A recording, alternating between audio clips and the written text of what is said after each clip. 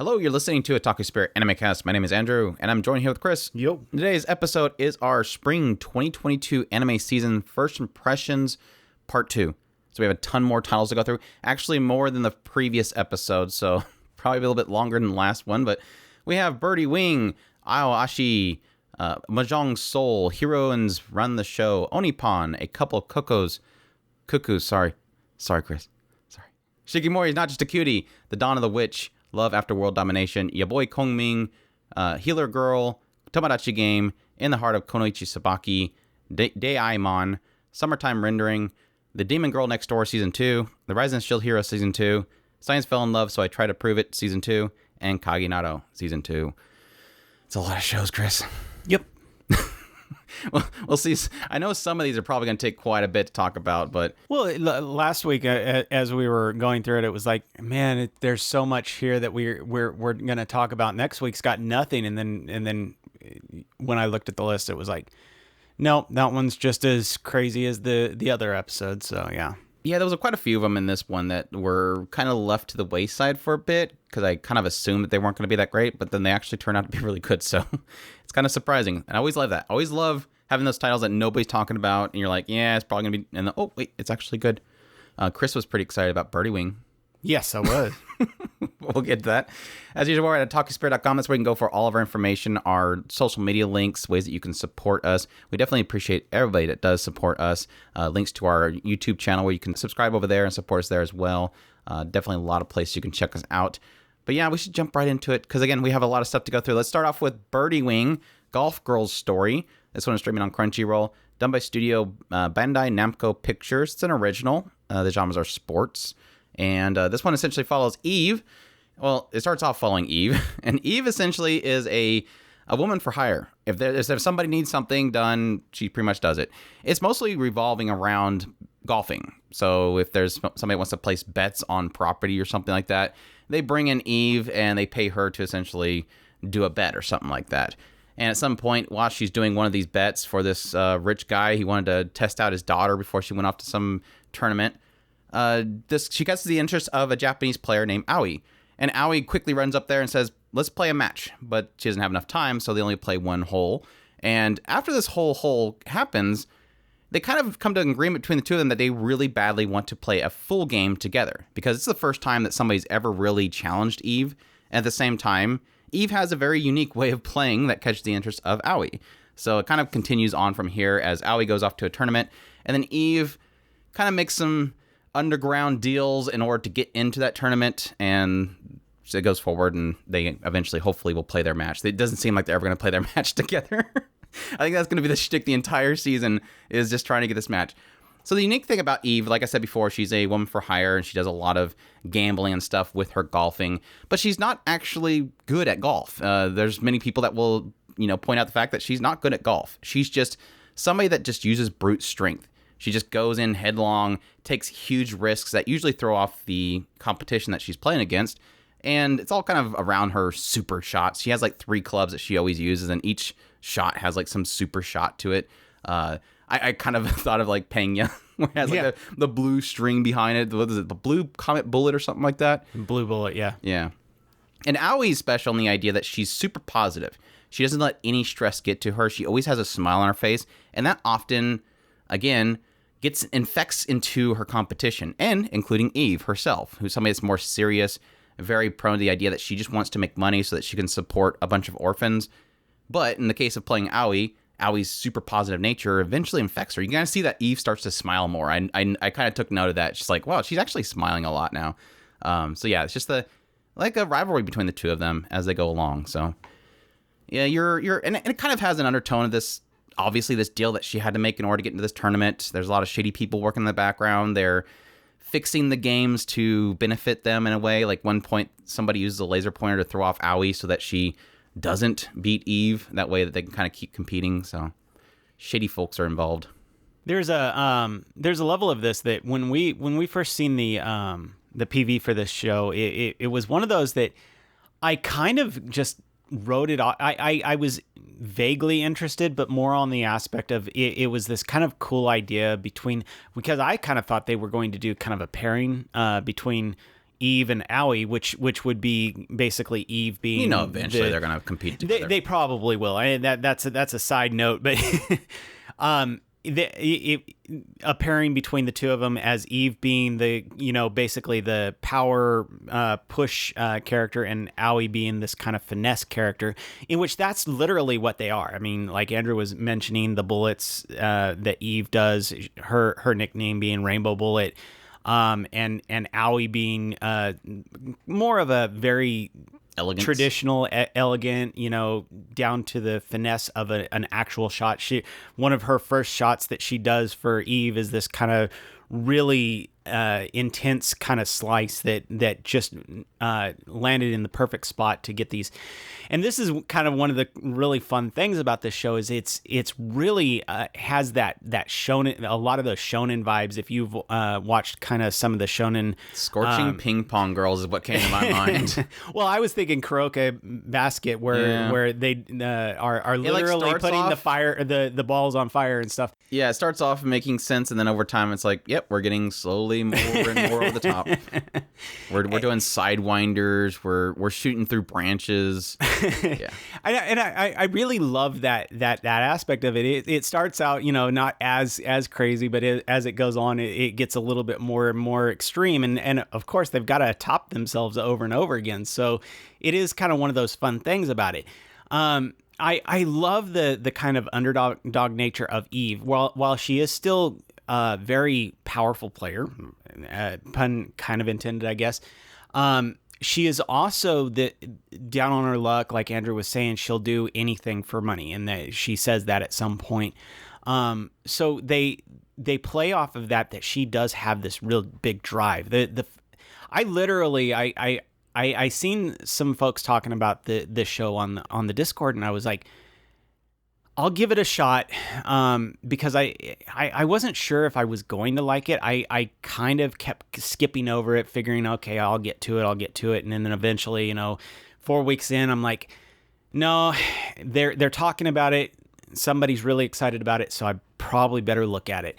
And when I watched that first episode, I kid you not, I just got sucked into this. I really, really wanted to see where they went with this. And then when the fourth episode comes around and we're actually talking about literal underground tournaments, I was like, okay, this is just absurd. I love it. I'm super excited about it, and I really do want to keep watching what this does later. I was gonna say that jumped the shark, but I think they pretty much did that. Like, I guess you could say her shooting a golf ball between fast-moving train. train, yeah. Sure.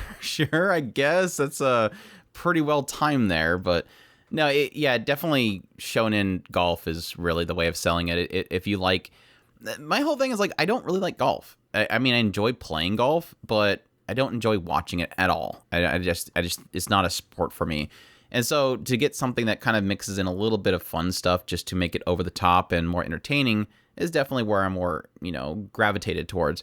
I do enjoy Eve and Aoi. I think they're, great quote unquote main characters. I'm not sure if they're bouncing back and forth to Aoi every now and then, but Aoi's very, very side storied right now. She's not really a main focus for the most. I mean, we're not spending half the episode on Aoi. We're maybe spending a quarter at most.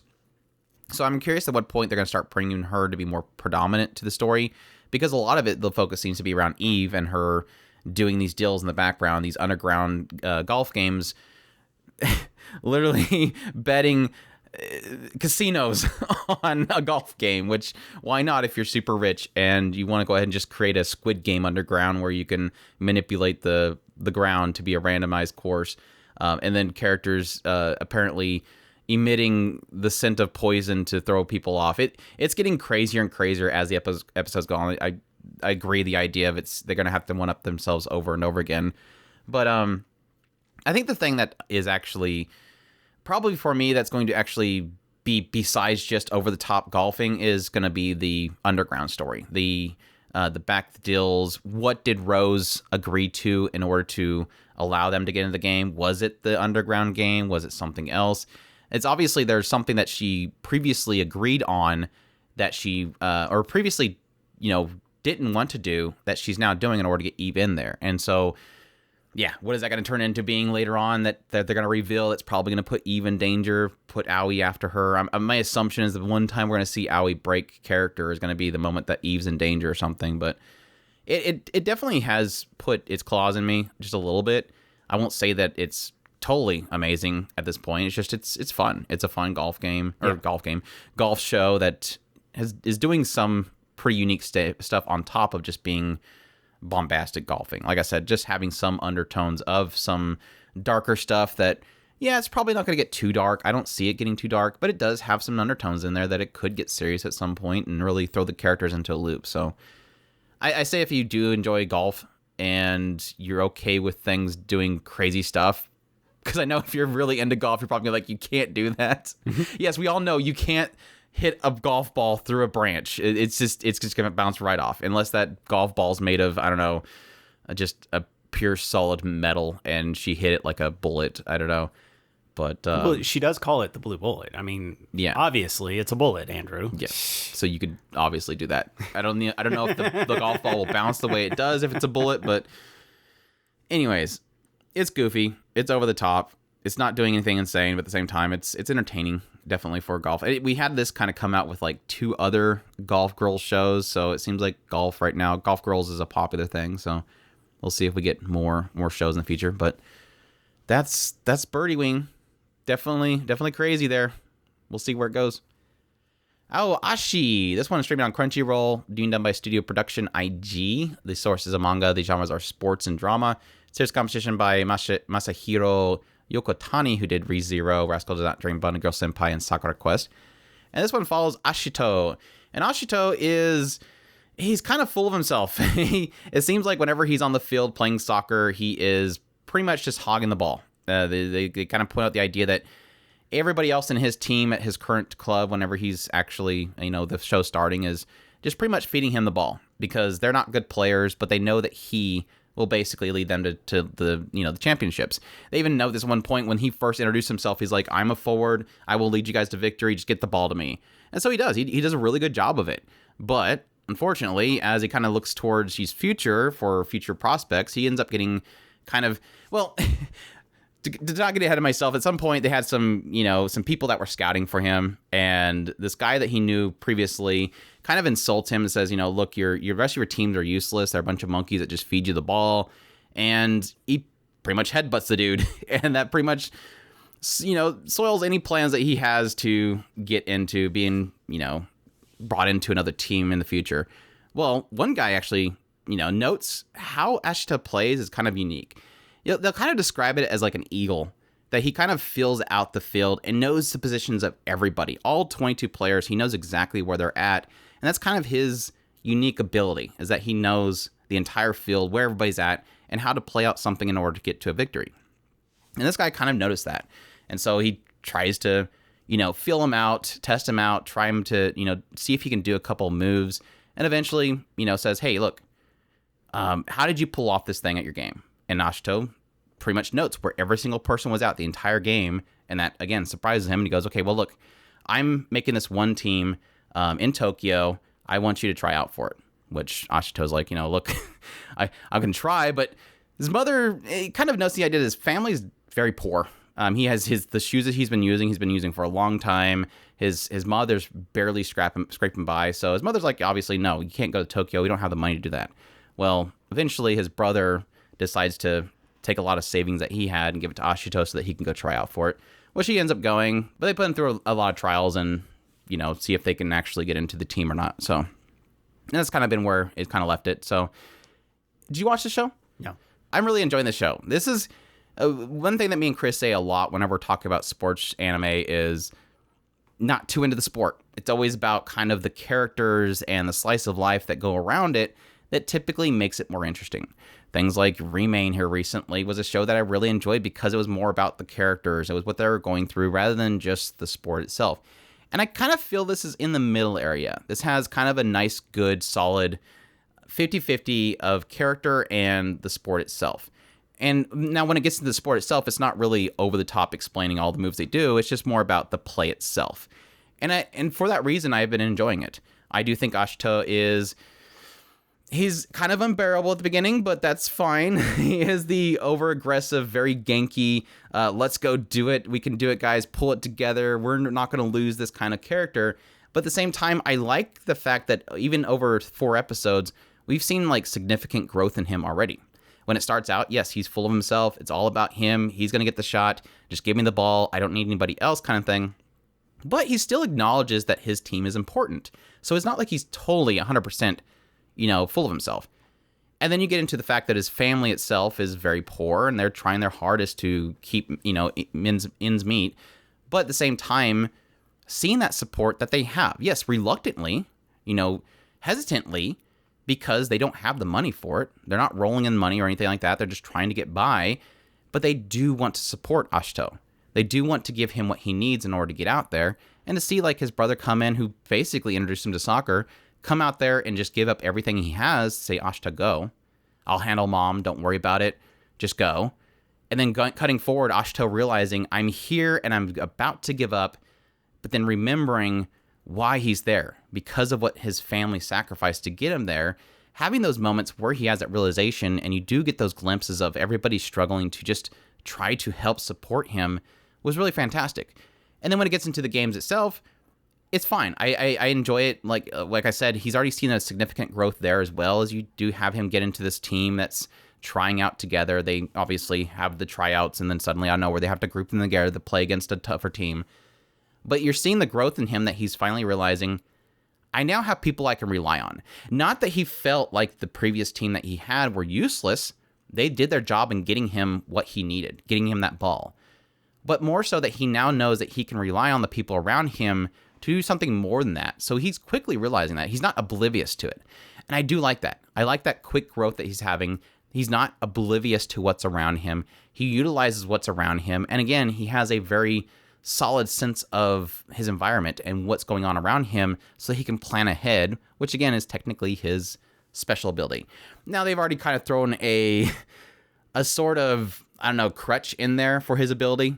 It seems like he doesn't really remember really how he pulled off what he did. It's like at the moment he scans the area, the hawk goes over the view, and he gets a full layout of everything. But then afterwards, when they're asking him like, well, how'd you pull that off? He doesn't have like a full idea exactly how he pulls it off. So it's kind of a vagueness. I guess it's more of an aspect he doesn't know how to explain it, is probably going to be what it is. But other than that, they have some solid other side characters. They have Fukuda, who is the guy that scouted him originally. He is the big instructor guy. Getting into him and sort of how it's starting to parallel him with Ashito in a way. How Fukuda's sister, who is, what do we call him? The flower of the sports show. Every sports show has the one female character that's always around to be like the girl that everybody focuses on. That's Hana. Hana is the sister of Fukuda, and she's sort of like helping him out. So she does a lot of the gopher stuff. Is basically the water girl. Does first aid when somebody gets injured. She's already got a lot of interest in Ashito just because she's always been watching her brother. And again, since we're drawing parallels to Ashito, she's kind of being drawn to him as well. So that's interesting as well. But yeah, it's been really solid so far. It's definitely a refreshing sports shonen type show that I've really been enjoying. It hasn't really been doing too much over the top stuff, just because, well, unless you claim the whole bird's eye view thing of snapshotting the play field, I think it's more of just a representation of how he sees the field. It's probably more the fact that he has a good sense of perspective and distance. And so he's able to kind of map out the field in front of him. But it describes it as showing a bird flying over the field and seeing everything. It's not that his vision goes to the bird. It's not like that kind of stuff. So it's keeping it very grounded. Additionally, they haven't done really much with them, but they do have a lot of side characters around Ashito that are currently doing the trials with him, like Eisaku.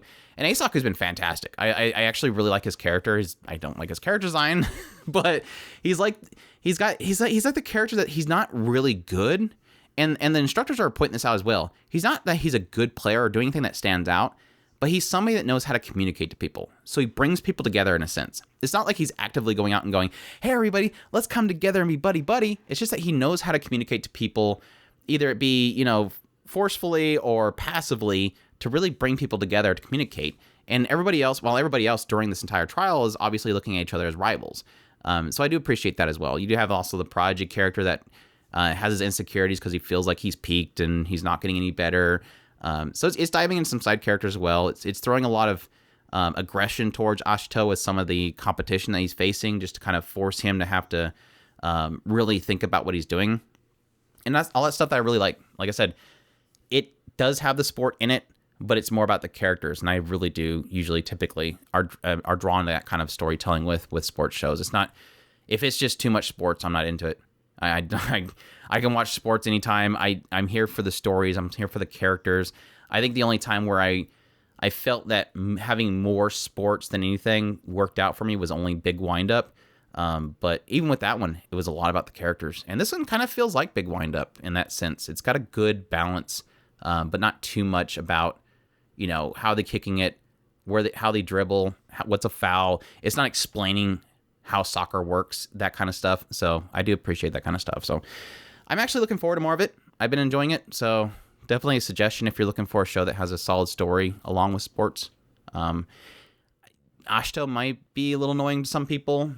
He does but like I said, he does grow up. He does evolve quickly. So he's still loud even in episode 4, but he's definitely a lot less annoying main character that's full of himself that he was at the very beginning. So yeah, looking forward to it.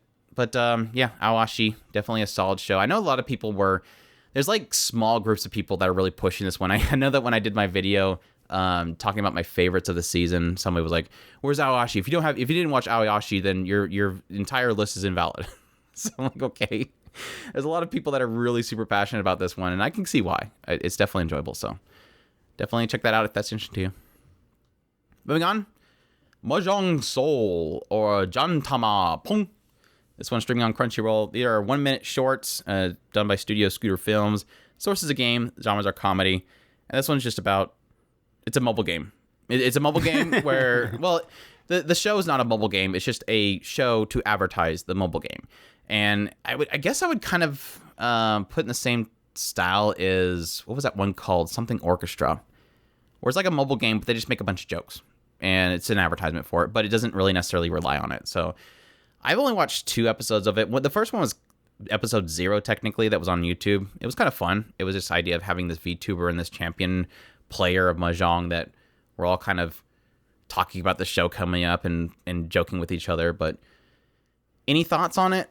Every once in a while, I kind of laughed. It is goofy fun. Like Andrew was saying, it kind of fits in the same line as a couple of other ones where they're just kind of shorts that are doing the kind of advertising of their mobile game. And if anything, I give this show, I absolutely adore hearing Ponya.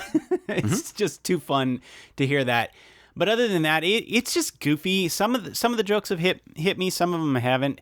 Absolutely loved not the 0 episode, as Andrew mentioned. It was the first episode that where we got the upgraded Truck-kun, and I absolutely busted up laughing so hard at that. That was just too funny. But other than that, like I said, it's just been a chuckle here and there. But other than that, just goofy fun. Yeah. Mahjong Soul, definitely check that one out. That'll probably be one that just at the end of the season you could just watch it for like 3 minutes and get the whole show. Yeah, pretty much. Even for a short, it's short. 1 minute. Yeah, I don't think it's even a full minute. So there you go. Heroines Run the Show, or Heroines Taru Mono Kira Ware Heroine to Naisho no Oshigoto. This one's streaming on Crunchyroll, running for 12 episodes, done by Studio Les Deux. And this, of course, is based on a song that was done by Honeyworks, so that's definitely interesting. Genres are music, slice of life, drama. Series composition by Yoshimi Narita, who did Senpai is Annoying and I Starred Shu. And this one follows Hiyori, and Hiyori has recently moved to Tokyo, as we find out that she is like really into running. She really loves track. And unfortunately, the town that she grew up, this out in the sticks area, doesn't have a track team, obviously. So the only way that she can continue to do the thing that she aspires for, which is track, she has to move to Tokyo to join the track team there. And of course, when she immediately arrives, she has to find a place to stay, goes and meets her new school, gets introduced there, and quickly realizes there's 2 people in her classroom that are members of this big popular idol group called Lip Lip. And she doesn't really care for it. She's never really seen idols where she was. Nobody ever went out there to perform or anything like that. So she doesn't really get the big hubbub. All the girls are crazy about these two guys. But for some reason, she's the only one that always runs into them at the back of the school arguing with each other. She finds out their secret that they really hate each other. But not only that, but one of them has a really bad issue with girls, and the other one has just got a bad temper. So, shortly later, she ends up getting a call from her family. Her mother says, look, your father's ill, so we're going to be a little strapped for money.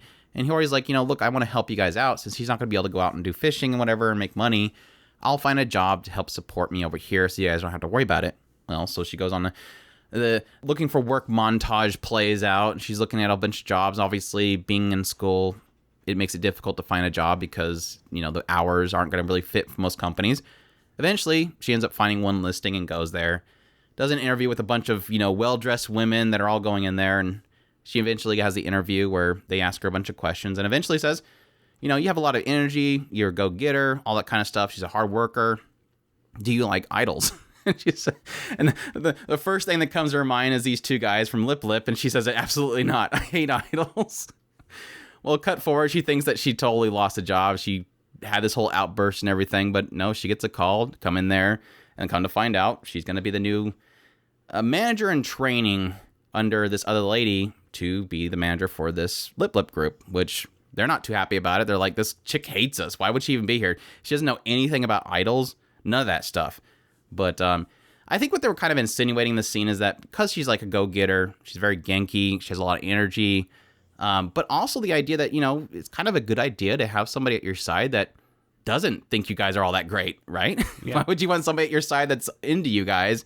She ain't going to really find ways of improving you if she just loves everything you do. So that starts her fun of being the manager of Lip Lip, kind of getting more into, technically how nasty these two guys are, but they're actually technically hard workers. They're really passionate. Yes, they put on masks. They obviously point out this idea that all their aspirations of being an idol is just made up stuff just to, put on a good face. Hiyori obviously seeing the other side of them, possibly helping them get better, and obviously the struggles that she kind of faces trying to keep them in check and not arguing at school. And not murdering each other. Right. Your thoughts? This show absolutely charmed me to death. I really wasn't sure how I was going to feel about it, but Hiyori has this kind of nature that just kind of makes you want to root for her. She just is constantly doing what she can to take care of the idols. While she may not be their best friends or anything like that, she does genuinely want to do a good job. And this shines through this entire show of this kind of Genki will solve all problems. And while she's not an obnoxious Genki, I know I'm saying I'm putting her in that same category. She is a very charming, want to do what will solve the problem type character. When something goes wrong in one of the later episodes, her and it was almost this kind of this almost kind of weird situation of nobody can bully her except for us type thing with Lip Lip. And it was, while they knew, they've gotten to the point where they do kind of honestly like her, whether they want to admit it or not. And that's one of those things of that Hiyori is just this kind of character that just drives through, and just because of her good nature, everybody does seem to be affected by her in some way. And I like I said, I'm very charmed by this show. I really did enjoy what I watched of it. And this is another one that I'm very excited about and going forward. Yeah, I was kind of uncertain if this show was going to have any legs to it. I mean, it's just based off of a song. But it is definitely one of those ones where I think Hiyori sells it. Hiyori is a very likable character. She's a go-getter. She's somebody you want to root for. She's a very positive nature. And she kind of takes on everything that's ahead of her with, a positivity that's kind of infectious. So I think Hiyori, like I said, definitely sells this show. I really do want to see her succeed, and that's really what's driving me. I have zero interest in Lip Lip so far. I think they're like the only issue of the show, which I mean, to be honest, it doesn't surprise me. The whole shtick that's going to be here is Hiyori softens the heart of the two, cold-hearted guys. That's really what's going to be. She warms their heart. She helps them, get over their issues. That's going to be the thing. That's the whole, the competition of this show and the story is Hiyori fix these two guys. It's obvious from the very get-go that's what it's going to be about. So I'm hoping we get eventually to that point where that's going to be not as annoying as dealing with that. Like I said, I've watched up to the point where it starts having Hiyori realize how hard they actually work, that they're not just given what they have. I think the only thing that was kind of afraid about early on with the show, additionally along with the lip, is they were introducing a crap ton of characters. We had like 5 characters introduced for Hiyori's class. For some reason, she found herself up in the second story and the second year's area and ran into like 5 people there. And then they have like of course the manager and the producer. They were just introducing a lot of characters in the first episode, and I'm like, you only have 12 episodes to work with. Is there a point to introducing all these characters? I hope that there's a reason that you're introducing all these characters, because I don't know that we need them.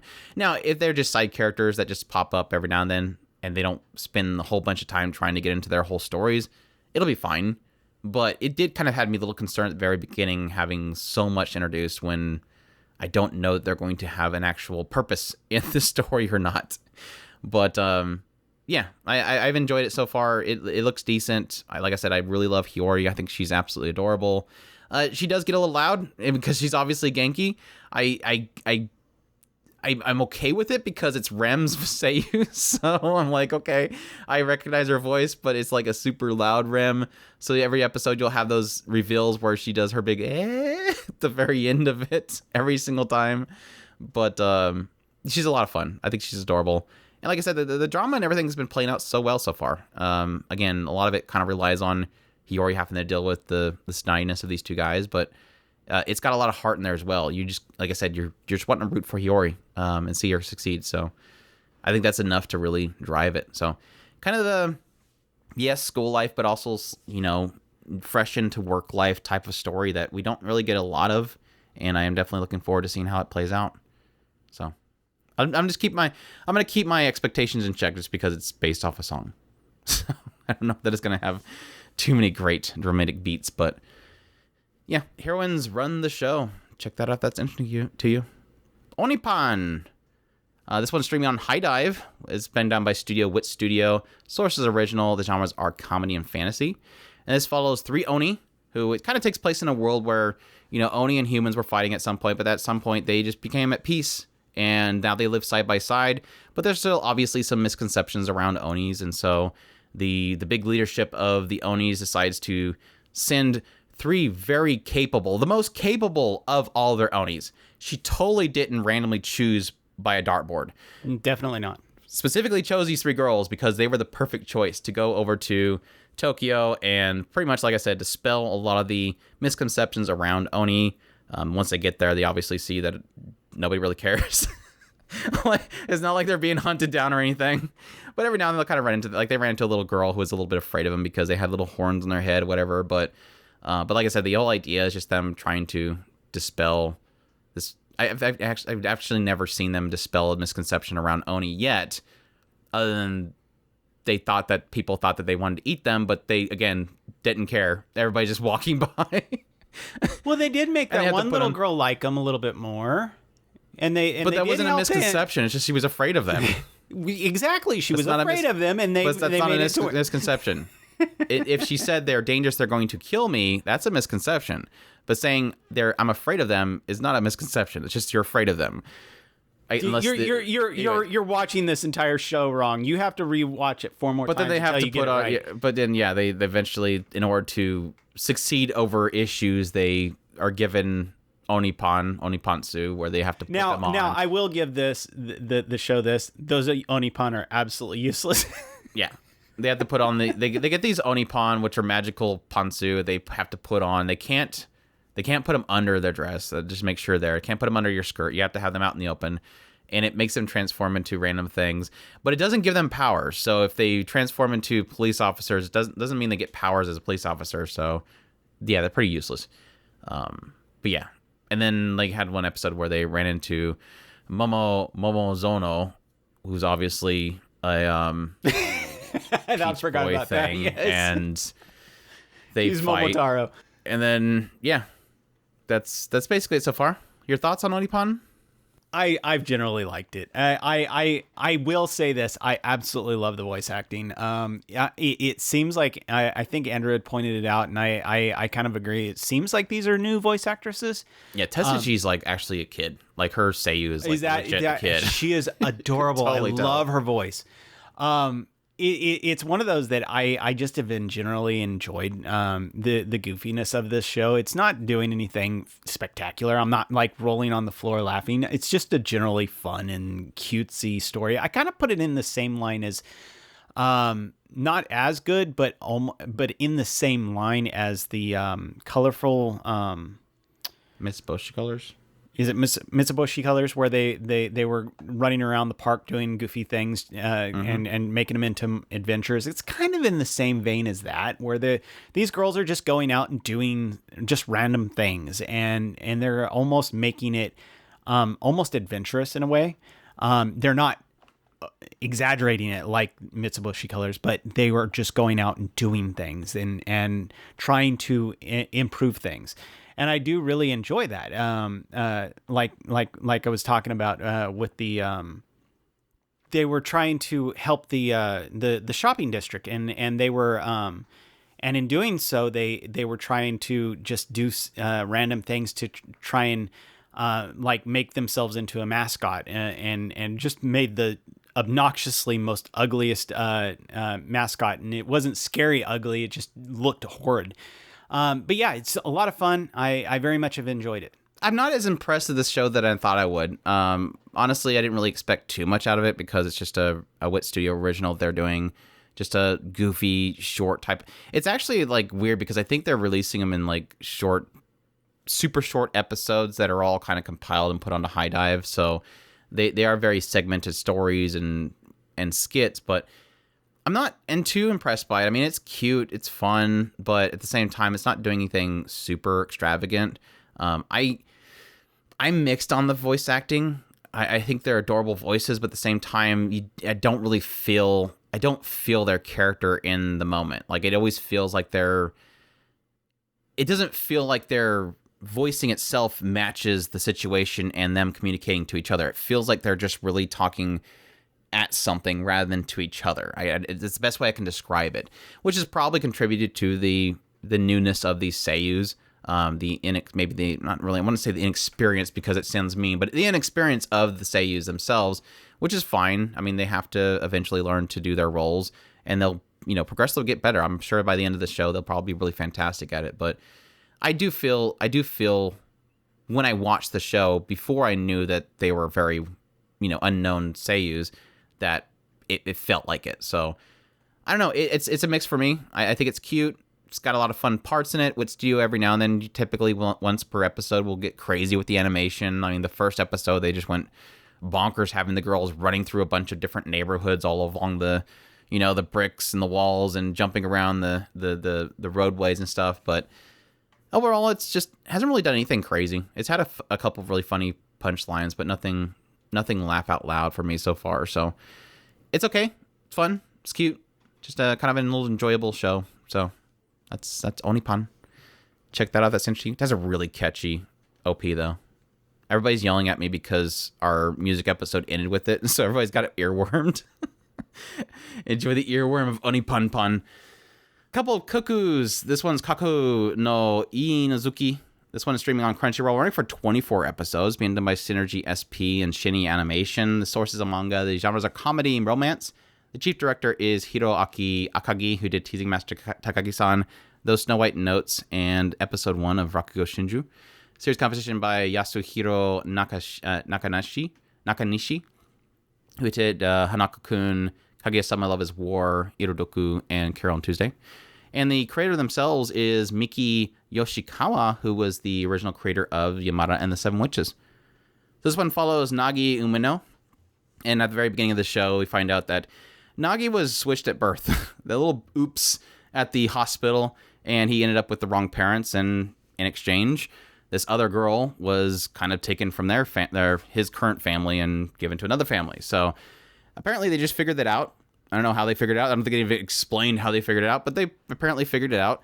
And so on this day that the show starts out, he's going to go meet his real parents. And additionally, the daughter that they were supposed to have, they're going to meet that daughter. So before they end up going there, he eventually, he's walking around, and at some point he ends up running to this girl that looks like she's going to jump off a bridge, and he freaks out and runs over to try to stop her, and oops, harem comedy, he falls on her and touches her chest. And apparently she was filming the whole thing because she was going to make like this prank video, like she's going to jump off something to, post and everything. And apparently she caught the whole oops grab thing. And as they're talking, she, talks about the fact that she's being married off to some boy that she doesn't even know. She's just kind of an arranged marriage, and she's upset about it. So she wants to use Nagi before he goes to meet his family to pretend to be her boyfriend that she actually loves. And so they take pictures together and stuff to try to send to her father.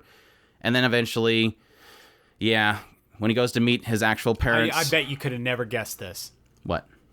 You never could have guessed the next part. Never could have guessed it, right? Oh, yeah. Big shock.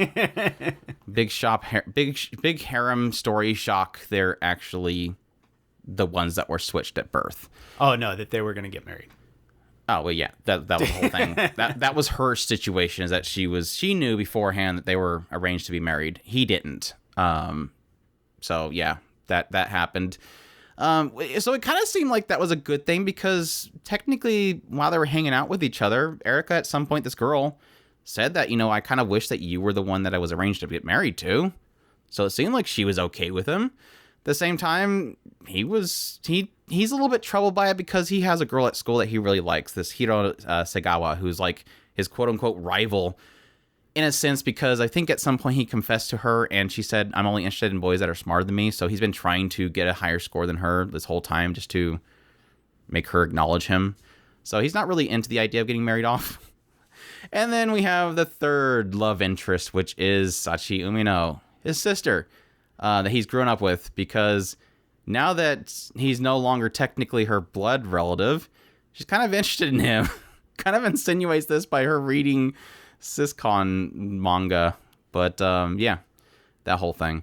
As it gets into the second episode, Erika comes by to see Nagi, and she actually wanted to see his parents. He thought that she was coming over there to say that she actually wanted to get engaged, and that he was going to tell her to call it off.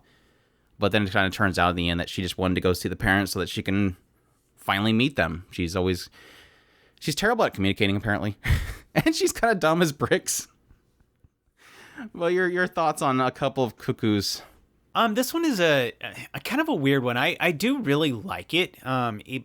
It's setting up this very interesting kind of weird harem in a way, and I'm not sure how I feel about its overall themes, which it seems like it's trying to do some kind of interesting things with it, with the switched at birth as a concept for them to kind of delve into, the kind of feeling out the idea of the arranged marriage, which I think is they're going to be they're implying that it was they're implying that they were they wanted to kind of delve into that and explore those feelings. So it seems like it's trying to do some different and interesting things to set up this harem.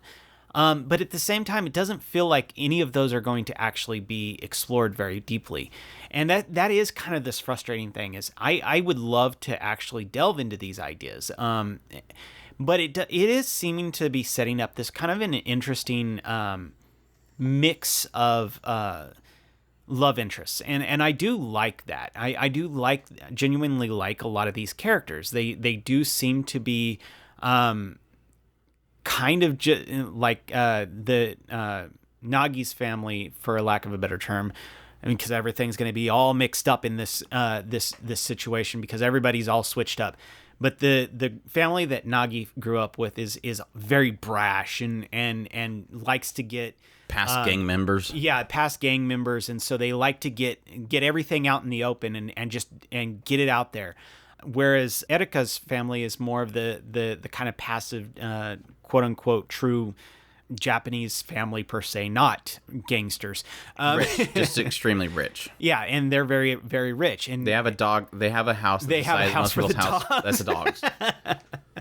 Yeah, there's a lot of things going on in the story that do seem to be kind of fun and interesting to explore.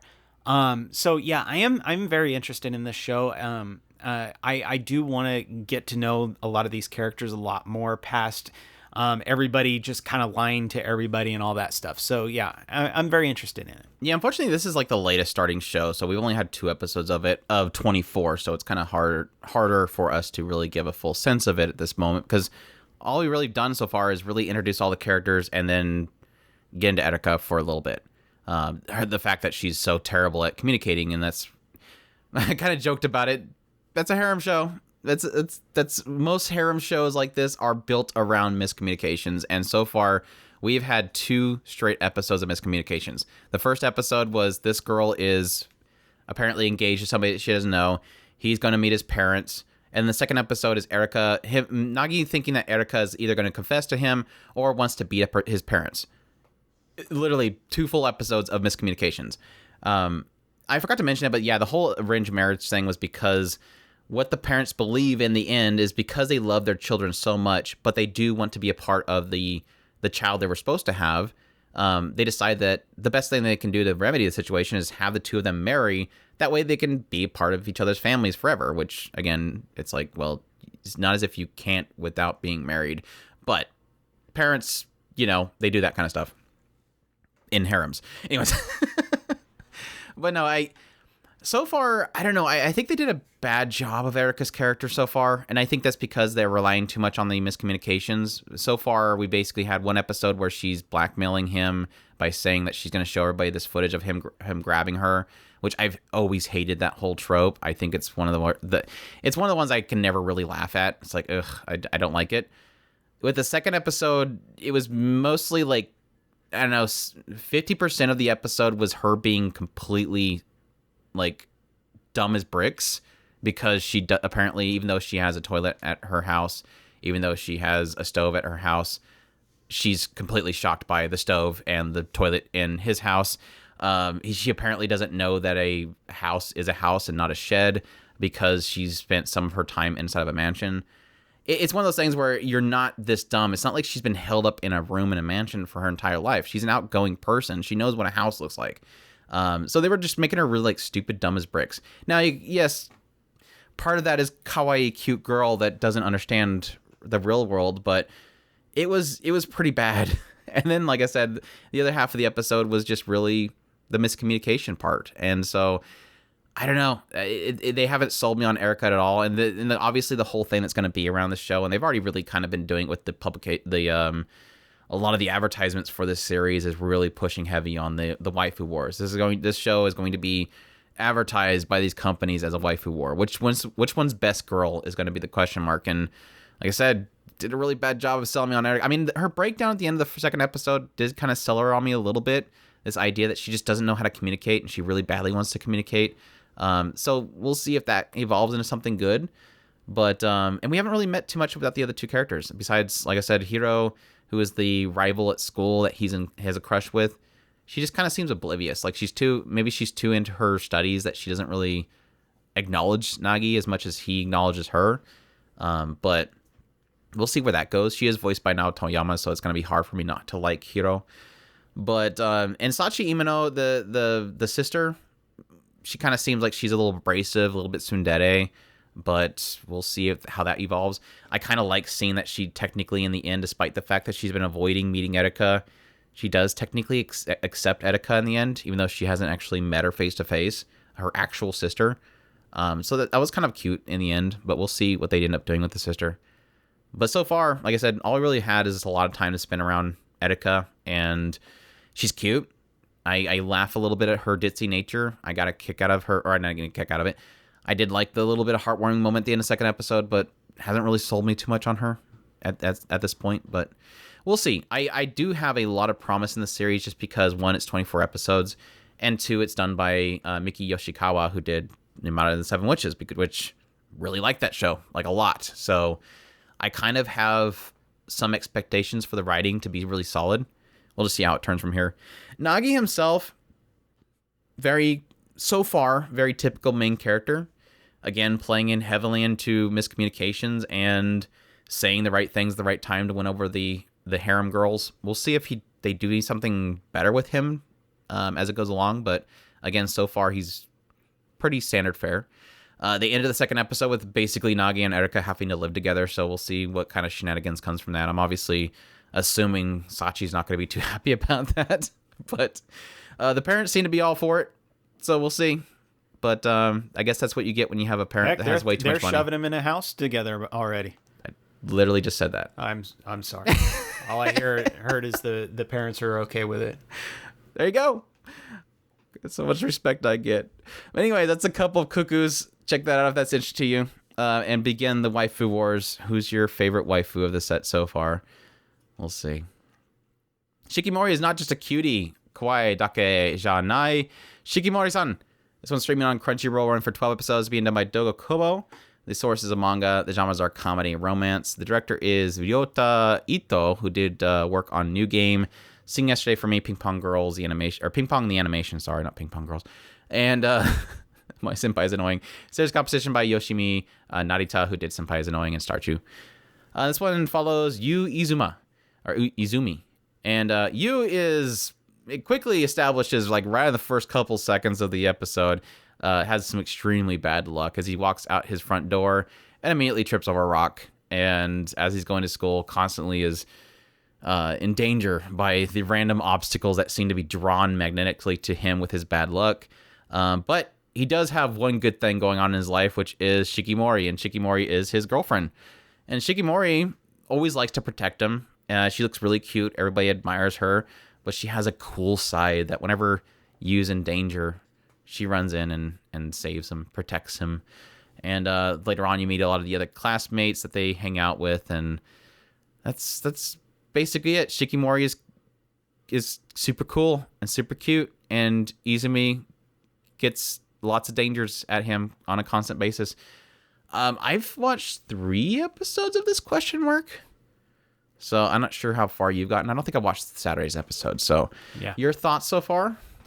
I'm generally okay with this show. It hasn't really done anything to drag me in.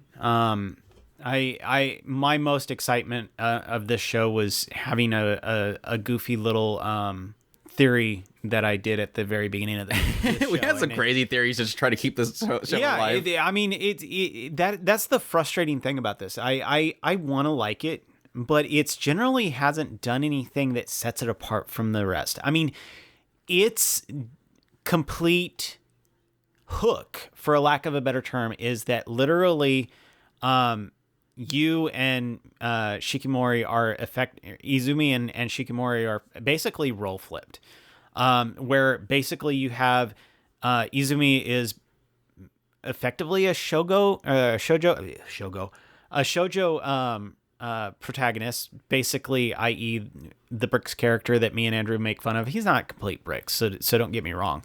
And basically Shikimori is your typical Bishonen character, where she is literally now don't get me wrong, her entire kind of twist is that she wants to be more cute for Izumi to and be cutesy for him, but she can't help herself in needing to protect him because he's super clumsy / prone to accidents around him.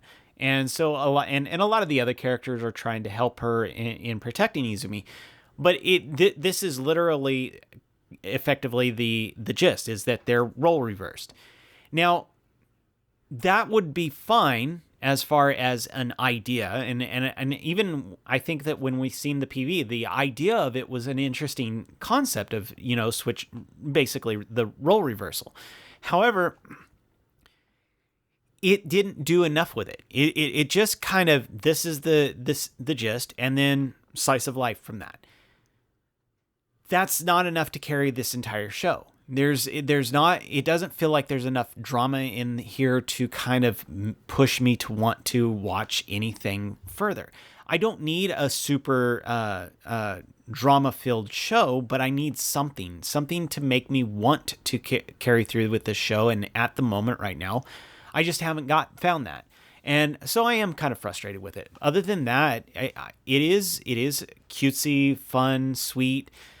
So in general, it's a 50-50 for me. I kind of generally like the cutesy moments for lack of a better term, and the other side, I don't feel like there's anything dragging me through.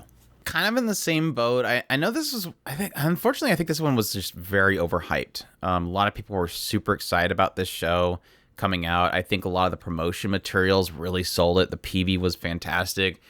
It was literally, we were at the cusp of how amazing My Dress Up Darling was, and everybody's like, it's okay, we're losing My Dress Up Darling, but we're getting Shikimori's Not Just a Cutie. Look how hot this girl is. And yeah, she's super cute. Love her cool nature. She's a fantastic character. But unfortunately, what kind of comes from beyond that is just the disappointment that what it turned into was, yeah, Shikimori looks cool, and she keeps protecting him, and he keeps getting in danger, and he says how cool she is and how cute she is sometimes, and then she protects him, and then he goes, man, I keep getting her in trouble, and she's going to get injured eventually, and then she protects him, and it's just like there's only so many times that I can see that. Now, granted, a lot of people have said, I think a lot of people's expectations were way too high for this show, and from this point on that we've watched, like 3 episodes that I've watched, it's supposed to just kind of get more focused on just the characters. Let's start diving into these side characters and getting into their stories as more of a slice of life story. But I will admit that early on, I felt like there was going to be some sort of supernatural thing to go in its place, because everything, like I said, is magnetized to Izumi. Like, it seems like he is literally cursed, that there is a curse placed upon him, and my expectation was that Shikimori knew that he was cursed, and she's trying to, maybe at first she was just trying to protect him for the sake of, because she feels guilty for the curse, or because she's some sort of supernatural being that wants to protect him. And then it was going to turn to a thing where she eventually fell in love with him. At first I thought that she was literally just trying to act like she was his girlfriend just to protect him and be near him. But it does seem like she's super excited when, he's around, and when he does things, she seems like she's legitimately into him. So there's obviously a true love between the two of them. It's just, I keep wanting there to be something else there. I'm expecting, because of how over the top unbelievable it is with how like signs are literally falling on top of him as he's walking down a sidewalk, and she's drop kicking him out of the air. She's always there at the moment, like she foresees it ever happen. The only way that she can stop some of this stuff from hitting him is that she knows beforehand. And he even makes like a passing comment early on, like it's almost as if, and she stops him. And it's like, it feels like there's something that's supposed to be there that they're trying to reveal that they're not revealing yet. And it hasn't really got there yet. Maybe it will get there. Or maybe it's going to be a letdown, the idea that it's never going to do that. I mean, I might be making it into something that it's not, just because I want to have something more than just Izumi constantly being sad that his girlfriend's always protecting him. He thinks that she's super cute and cool, but also that he feels like because of him, he's going to eventually get her hurt. And I think that's probably going to be a solid drama beat at some point, where he finally says, probably, look, we can't be together because I don't want you to get hurt. You're near me, you're going to eventually get yourself hurt. Or she's probably going to get hurt at some point, and he's going to realize, I can't be near her because I'm so prone, and I'm just putting her life in danger, and I love her so much. I can already foresee that story coming, if it's not already been done with the last episode that I missed. But I don't know, it looks really good. This is Dogokobo's A team, obviously. This is the good team, not unlike RPG Real Estate, which I think is their B team. This one's definitely the team that's trying to make it look really gorgeous, and they're pulling it off. It looks really good. It's just, so far, it's just really cute girl protects boy, and I don't know that's going to be enough for it. I'll continue watching it just because I'm, again, expecting something that might not happen, but so far it's been, I blame myself for getting my expectations way too high, but so far it's kind of been a letdown for me personally, but we'll see. We'll see if it does something interesting going forward. That's Shikimori is Not Just a Cutie. Check that out if that's interesting to you. The Dawn of the Witch, or Mihotsukai Reimeki. This one is streaming on Crunchyroll, running for 12 episodes, being done by Studio Tezuka Productions. The source is a light novel. The genres are action, adventure, comedy, fantasy. And this one, of course, is technically a sequel to Grimoire of Zero.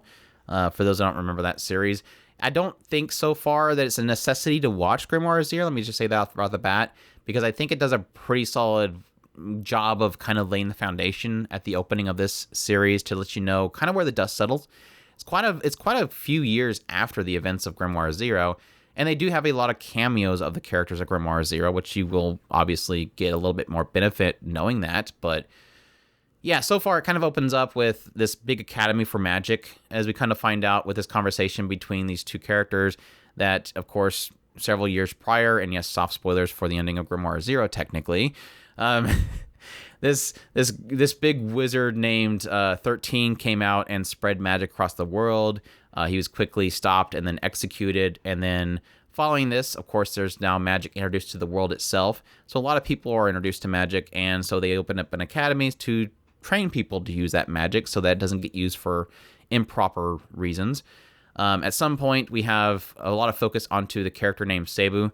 And Seibu is at this academy, and at some point he's deemed as being like the worst of the worst, obviously, because he just doesn't know how to use magic. He has a lot of potential. He's just really terrible. Doesn't seem to be learning. So Albus, the big leader of this academy, brings him in and says, "Hey, look, you're not doing good. I'm about to flunk you. But I have one more opportunity for you. I feel like if you change your environment, you might learn better. So I'm going to put you in a new environment and see if you learn there. If you don't learn within 3 years, or your administrator, the person that's going to be overwatching you, if they feel like you're not doing better, I'm just going to have your memory wipe of magic and being here, and you go on with your life."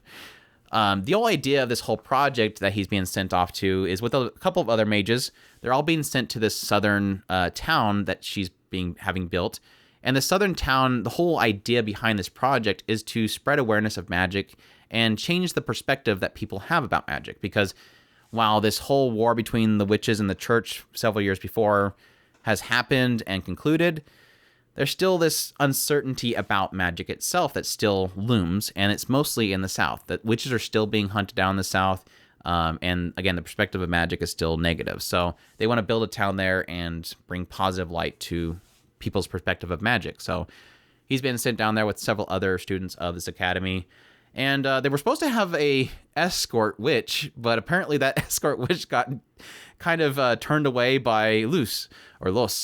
Los is a very short, very proud wizard that carries the Luden staff, which is a staff that basically it's known as the Witch Eater because it zaps the mana from somebody and can kill you. But she carries it around because she apparently has a lot of mana and she's apparently wanting to die. But she apparently turned away this witch and said that she wanted to escort them instead, in return that she can get access to the Grimoire of Zero, which is of course, the magic book that was the origins of magic, and this book that they're using to train students on that's kind of watered down. They travel there. They end up running into a witch hunter who's trying to hunt them down, and then eventually they do arrive at the village where they run into Yohei, a certain special character from the previous series. So that's about as far as I got. I don't know if there's another episode came out or not, but your thoughts? As somebody who's watched the first season, Pre-establishing, I think you were a lot more hotter on Grimoire Zero than I was. Yes. I fell off on Grimoire Zero. I watched it, but I think like the second half, it kind of petered down for me. So interesting. I wanted to hear the perspective difference here because I fell off on my Grimoire Zero, and you liked it all the way through. I generally liked it all the way through. You generally watched it? Generally watched it.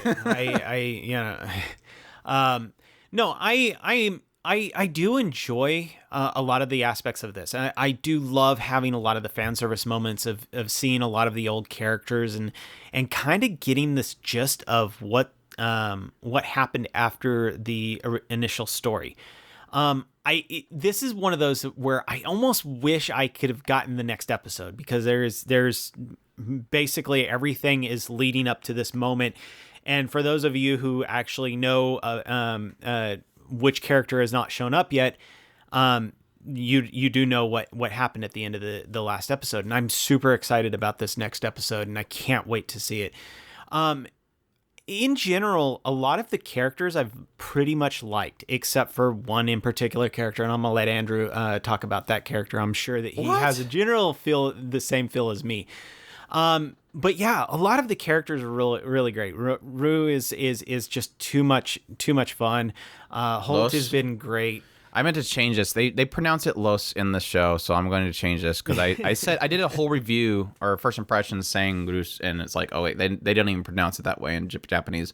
But yeah, a lot of the fan service moments of seeing some old characters being brought into this series has been fantastic. I've loved catching them and seeing, oh, I remember that character. I think I remember that character. This character, I know who that is.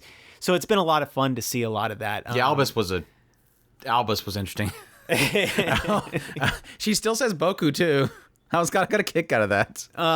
I sat there and stared at Seb. Now that sounds like his name.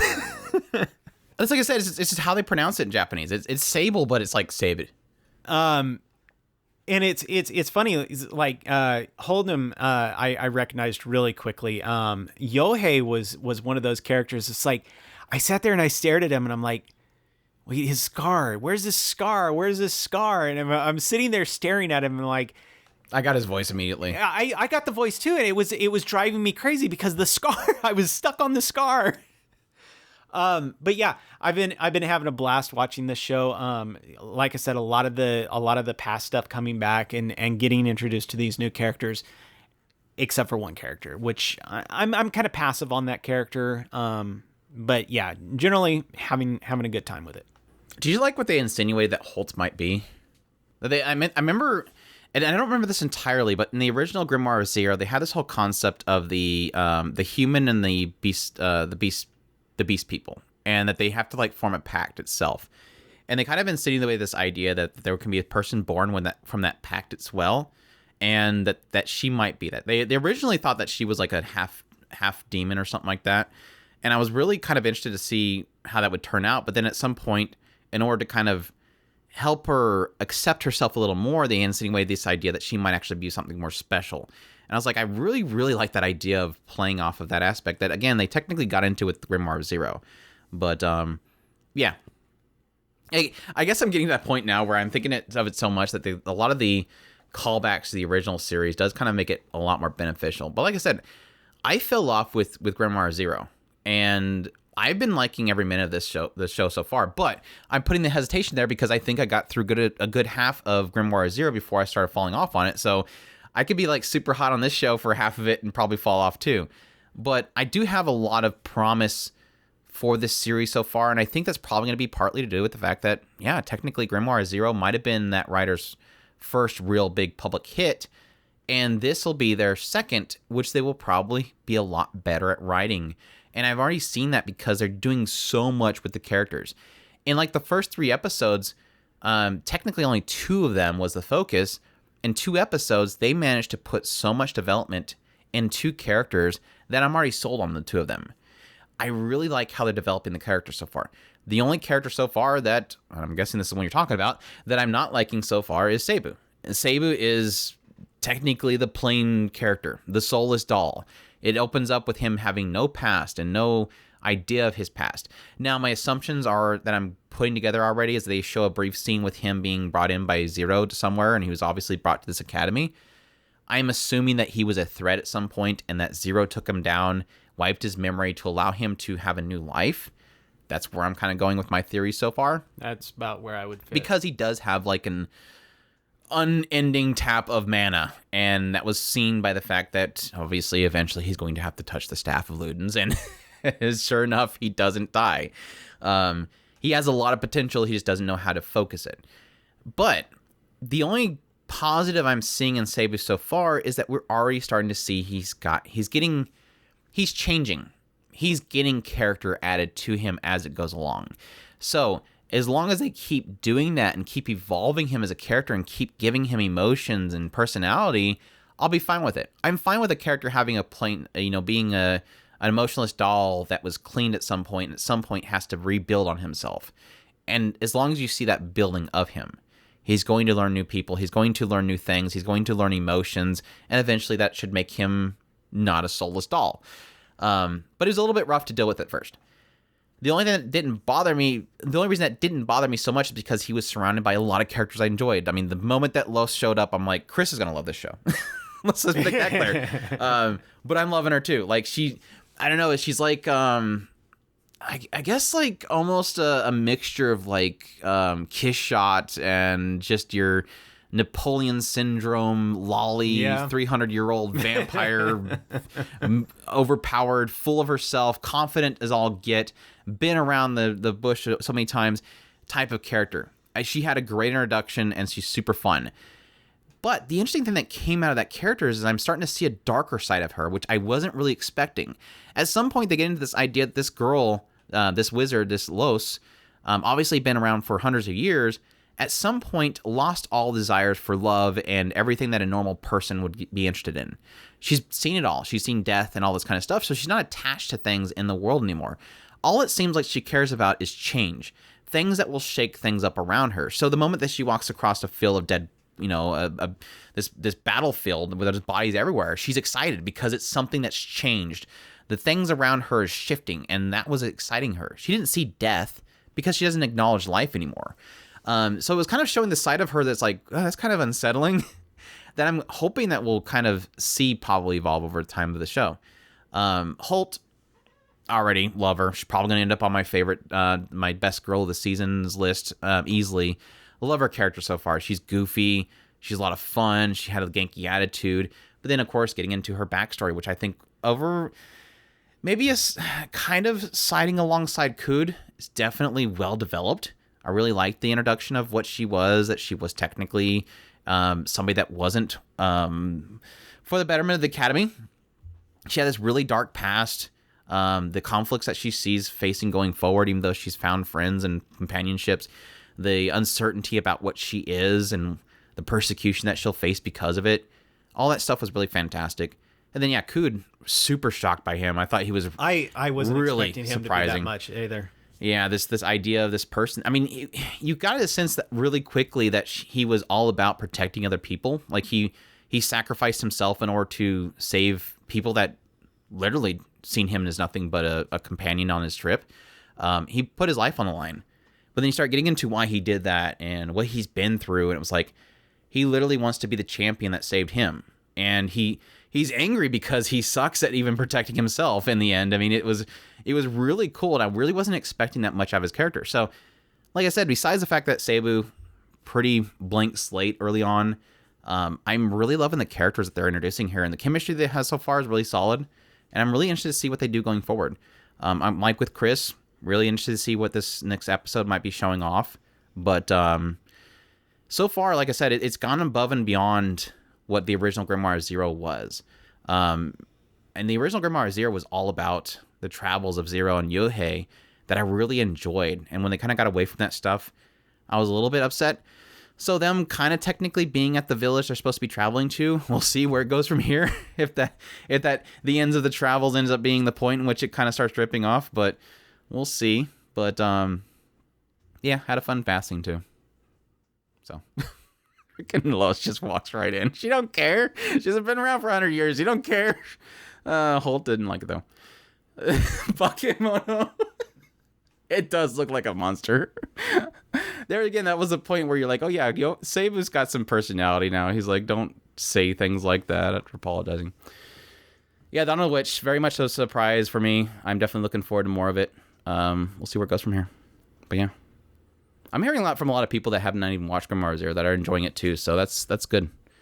Moving on to Love After World Domination, or Koi wa Sekai Seifuku no Ato de. This is on Crunchyroll, running for 12 episodes, being done by Project Number 9. The source is a manga, and the genres are comedy and romance. And this one follows Fudo, who is the Red Ranger of the, what do they call the pudding? The Gelatos. Gelatos. This is like a Power Ranger kind of thing. Gelato 5. Gelato 5.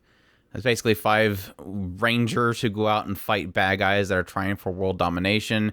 And at some point, they have the introduction of Desumi, which is the Death Reaper or something like that. She's a bad guy. Shinigami Ojo. Mm-hmm. She's this evil bad guy that's fighting them. And quickly you find out that Fudo, the Red Ranger, he's kind of gotten a little interest in her, love at first sight. And so he kind of calls her out alone at some point and says that he really loves her and that he wants to date her. And this completely throws her off because she feels like nobody can love her. But yeah, they start dating, and following this, you kind of have these little chance encounters, quote unquote, where the two sides are battling each other, and the two of them kind of find a secret place off to the side while the battle's going on. They can meet with each other and have a date, and then if somebody spots them or walks in on them, they have to start fighting again because they don't want to reveal to everybody that they are, one of the biggest, baddest evil people is dating the best of the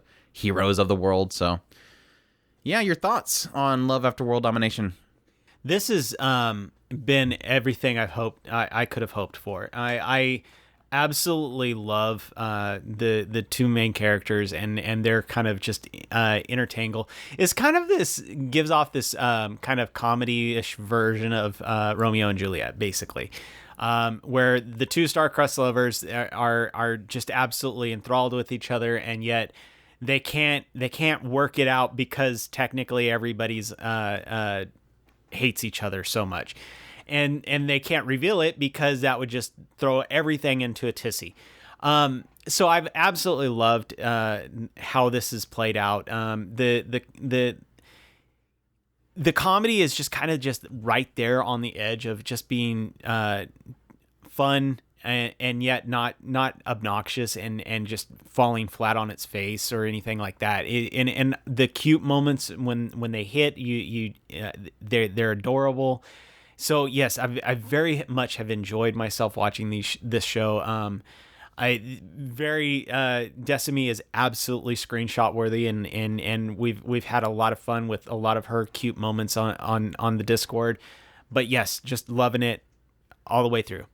Yeah, I'm kind of mixed on the show. I've only watched about a couple episodes, maybe 3 episodes of it, and I think it was like the date segment that I really fell off on the show because it didn't really feel like it had enough to really work with. Besides, yes, this is his normal life routine and doing a date, and him constantly thinking that she's probably not liking it and that kind of stuff. I mean, yes, Decimi's cute. I wasn't really sure if I was gonna like the art style of the show itself. They're definitely trying to capture the manga, and it's a very unique style to it. Kind of similar to my issues with Dance Dance Dancer. It's just it looks different, but at the same time, it doesn't bother me while I'm watching it. It's just very different in style than most anime. But I don't know. I feel like it's one of those ones where I enjoy the punchline for the first time, but after a while, it's like I don't think it has the legs to really keep it going.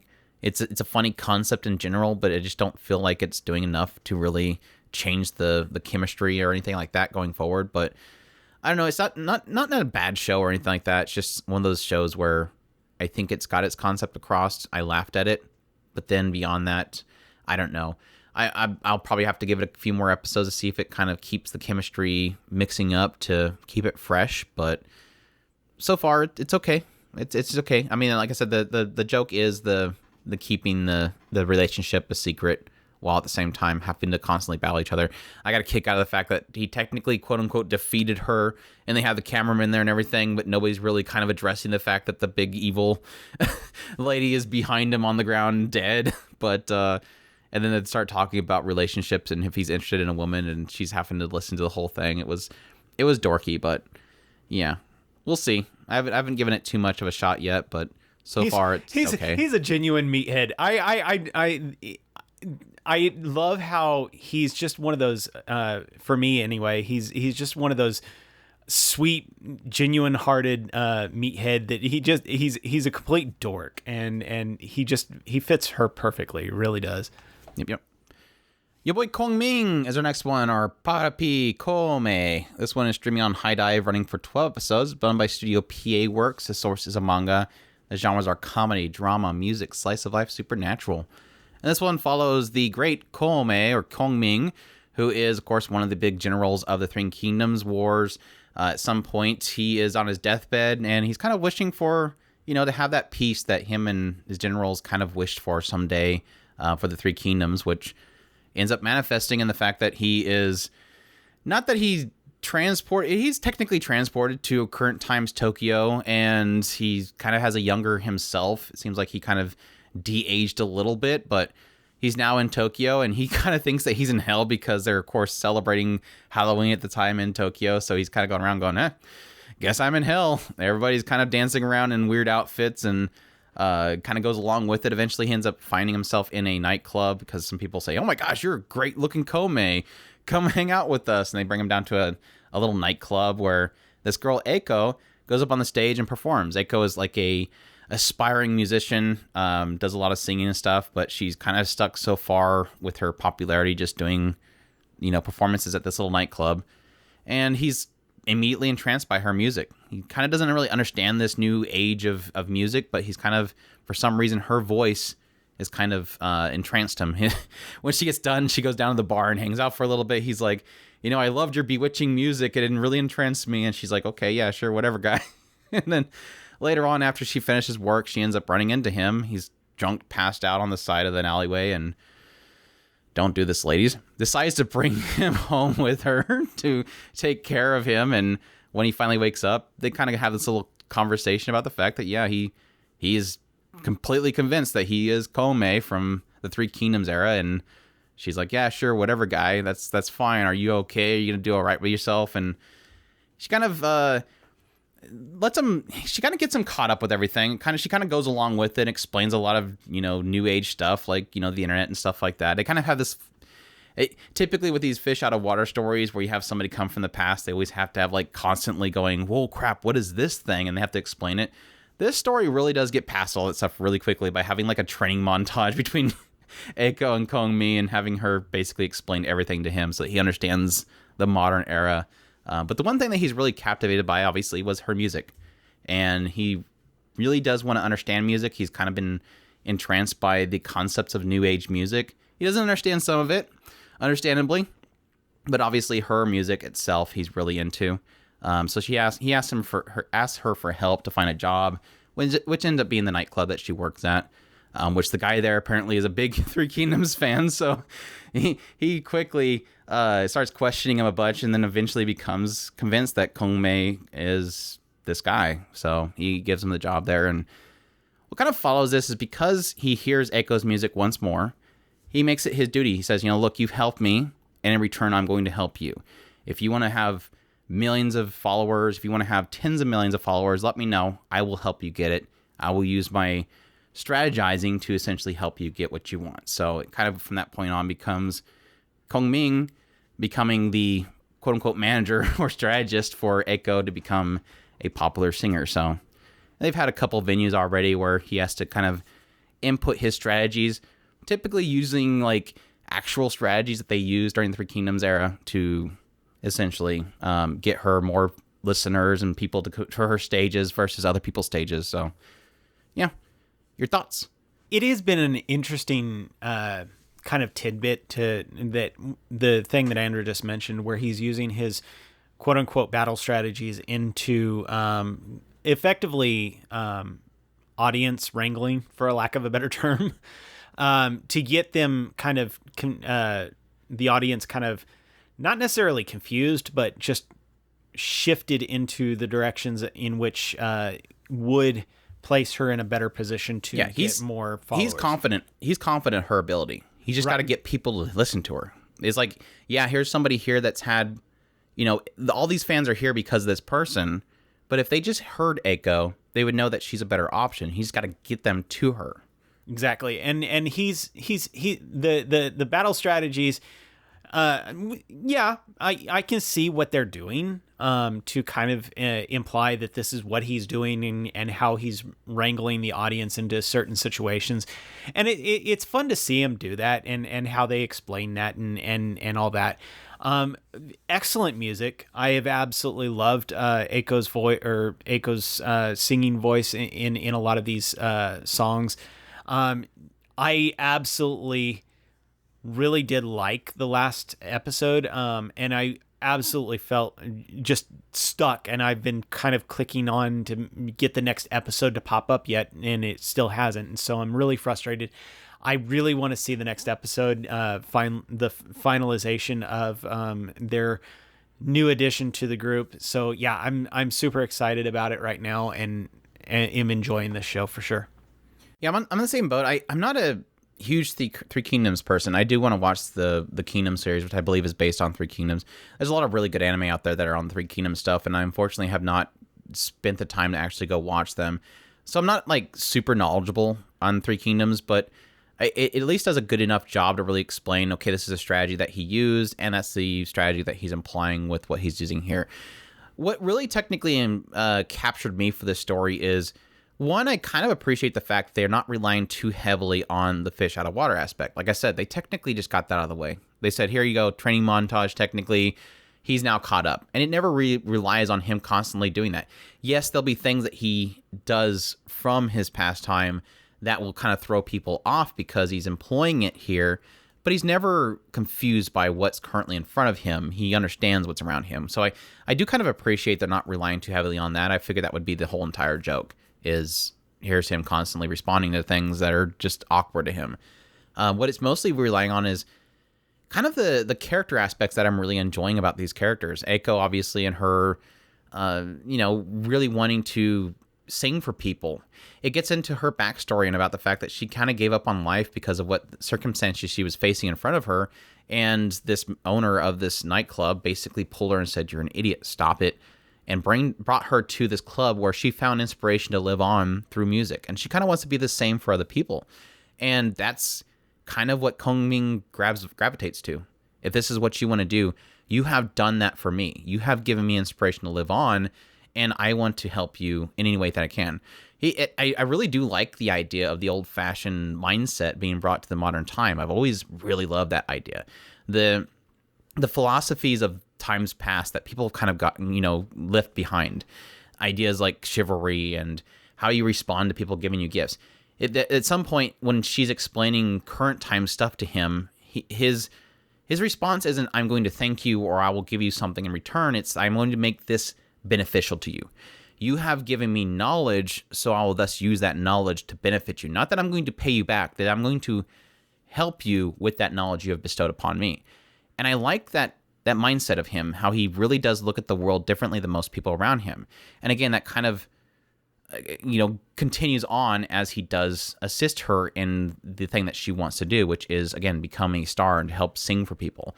That stuff is really fantastic. I love that they've kind of slightly hinted at the idea of this is the life that he was kind of hoping for with the generals that he followed, that this was they were always striving for a world of peace, and now he finally has it, and he kind of wishes that those that he lost could be there with him.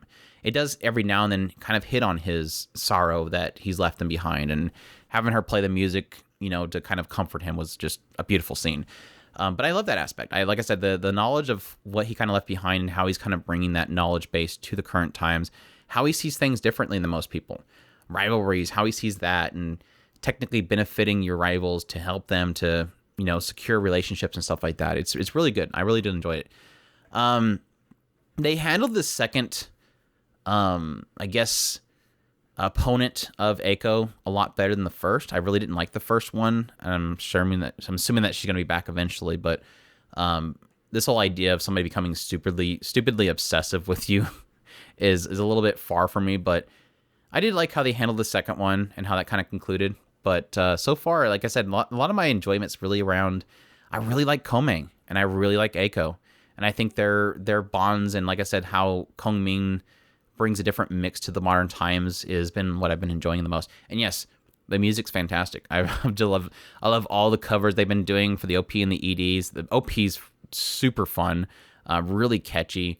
I just love the ED. I've always enjoyed it. It's like a 2006 song that I've always enjoyed. Yeah, a lot of the covers they've been doing, a lot of the music they've been doing is fantastic, and I just really cannot wait for more of this series.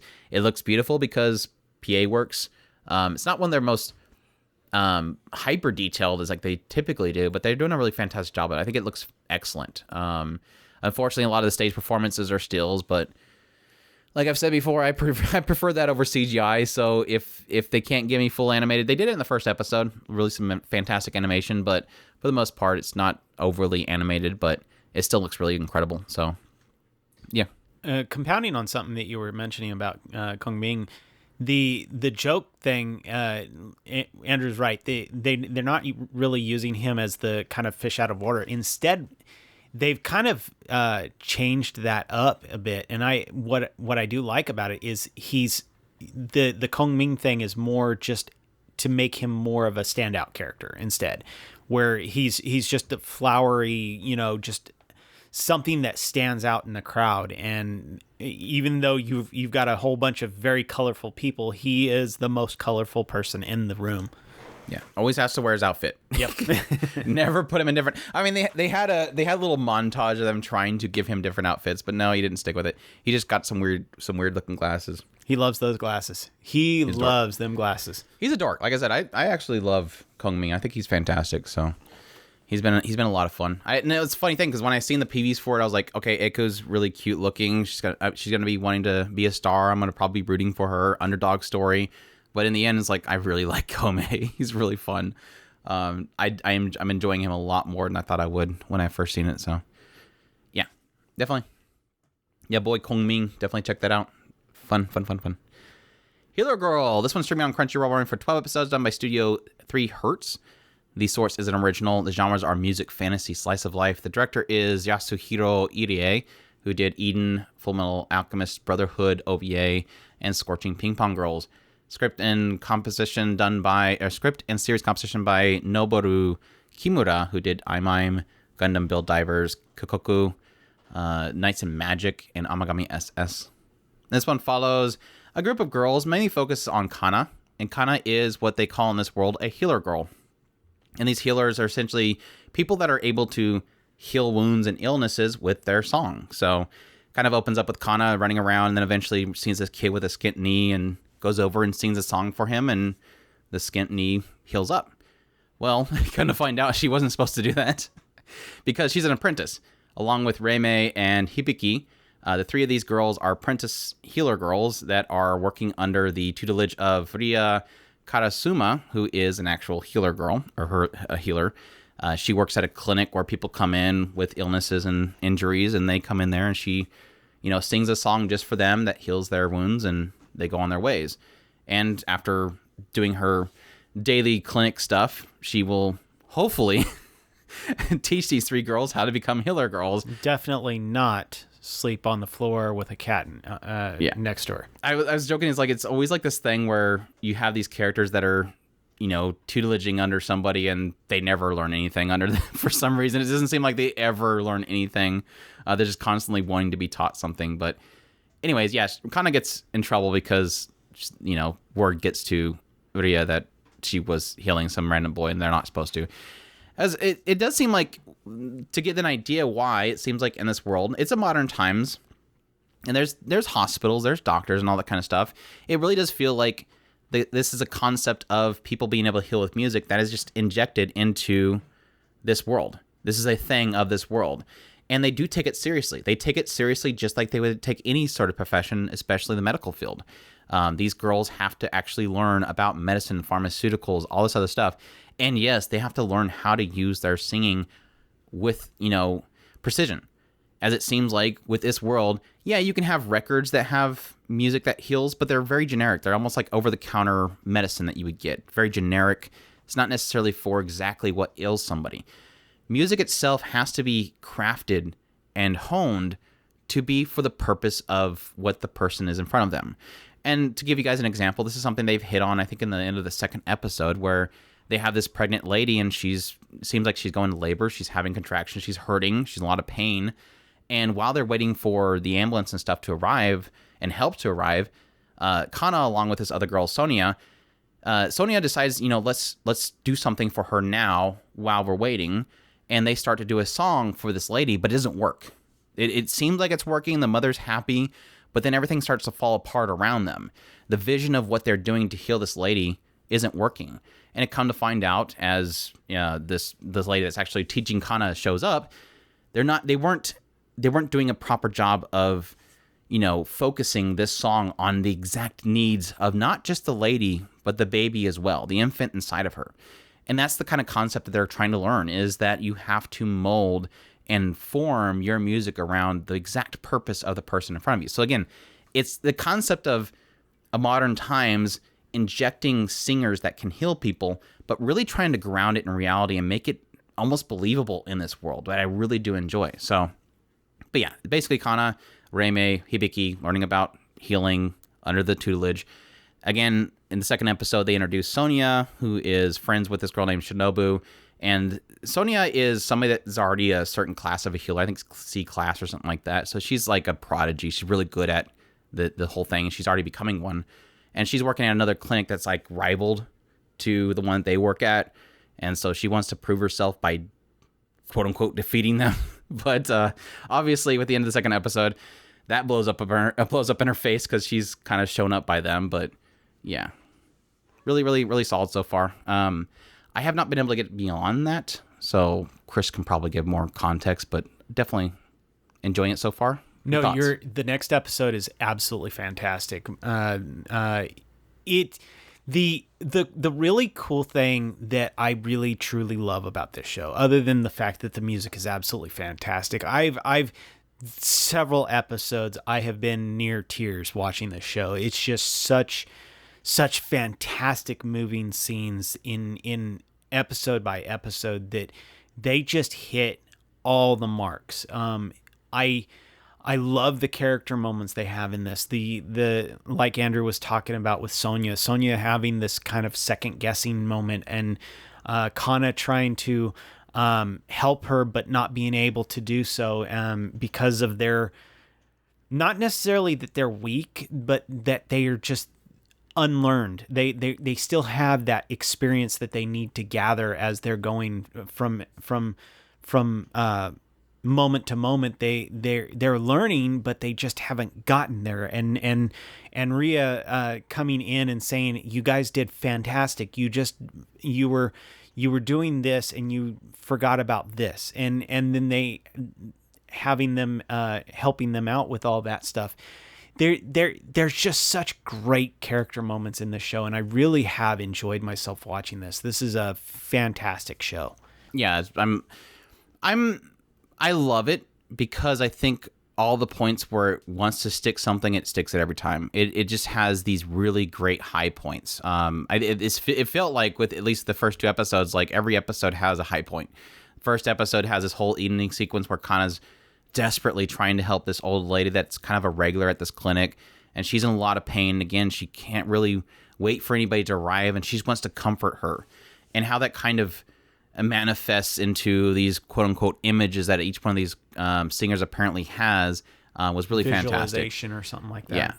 And then with the second episode, like I said, having this pregnant lady and them trying desperately to help her, and it goes in this great little kind of vision of what they're kind of encompassing this lady in this field of comfort, and then it kind of starts falling apart into like this volcano eruption, and then again Karasuma coming in and just easing the situation and really kind of enveloping her in comfort was really fantastic. The way they visualize the music and what it does to the people is both magical and at the same time just kind of, like I said, gives a perspective of what's actually happening. And again, just music is beautiful. The music is absolutely stunning. And it kind of helps if you have a show about singers that heal people, that the music's good and they're pulling it off. All the music has been absolutely beautiful. And even the fun music, they have like these little goofy segments where it almost turns into a musical where the characters are just kind of practicing singing while they're singing about what they're doing. It's always a lot of fun. Like they had this whole moment where Kana and Reime and Hibiki are kind of just standing around talking, and then suddenly out of nowhere, Reime just starts going off on the singing and singing about how much she loves Karasuma. And it just goes into like this weird punk rock kind of thing. And then, like I said, later on, having them kind of cleaning the building while they're singing, and they're basically talking about what they're doing, which is Kana is really talking about how she's struggling with her instruction because she's really good at all this stuff, but she sucks at, I think it was pharmaceuticals. They actually got to a point where they were getting more and more depressed about something that was happening, and their singing became more and more depressed, and it was so funny to hear them doing that. Yeah. I think it's really fantastic. I think they're doing a really good job of that kind of stuff. But I think the only thing that was a struggle for me in those first two episodes is really kind of around it has some really bad lulling points, like where it just doesn't feel like much is happening. It does a good job overall of really, like I said, grounding this into a reality of a world where I can honestly see this being a reality. Like I can see I can see singers that heal people to be a real thing in the world because of how well they're grounding it in reality. Like I said, they technically still have hospitals. They still exist. There's still a necessity for that.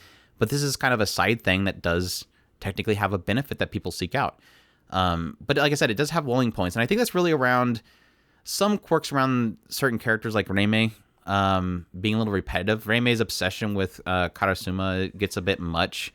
But overall, it's fine. It's not like it's bothering me too much. Like I said, it's kind of helping develop the characters themselves. Hibiki's a dork. I love.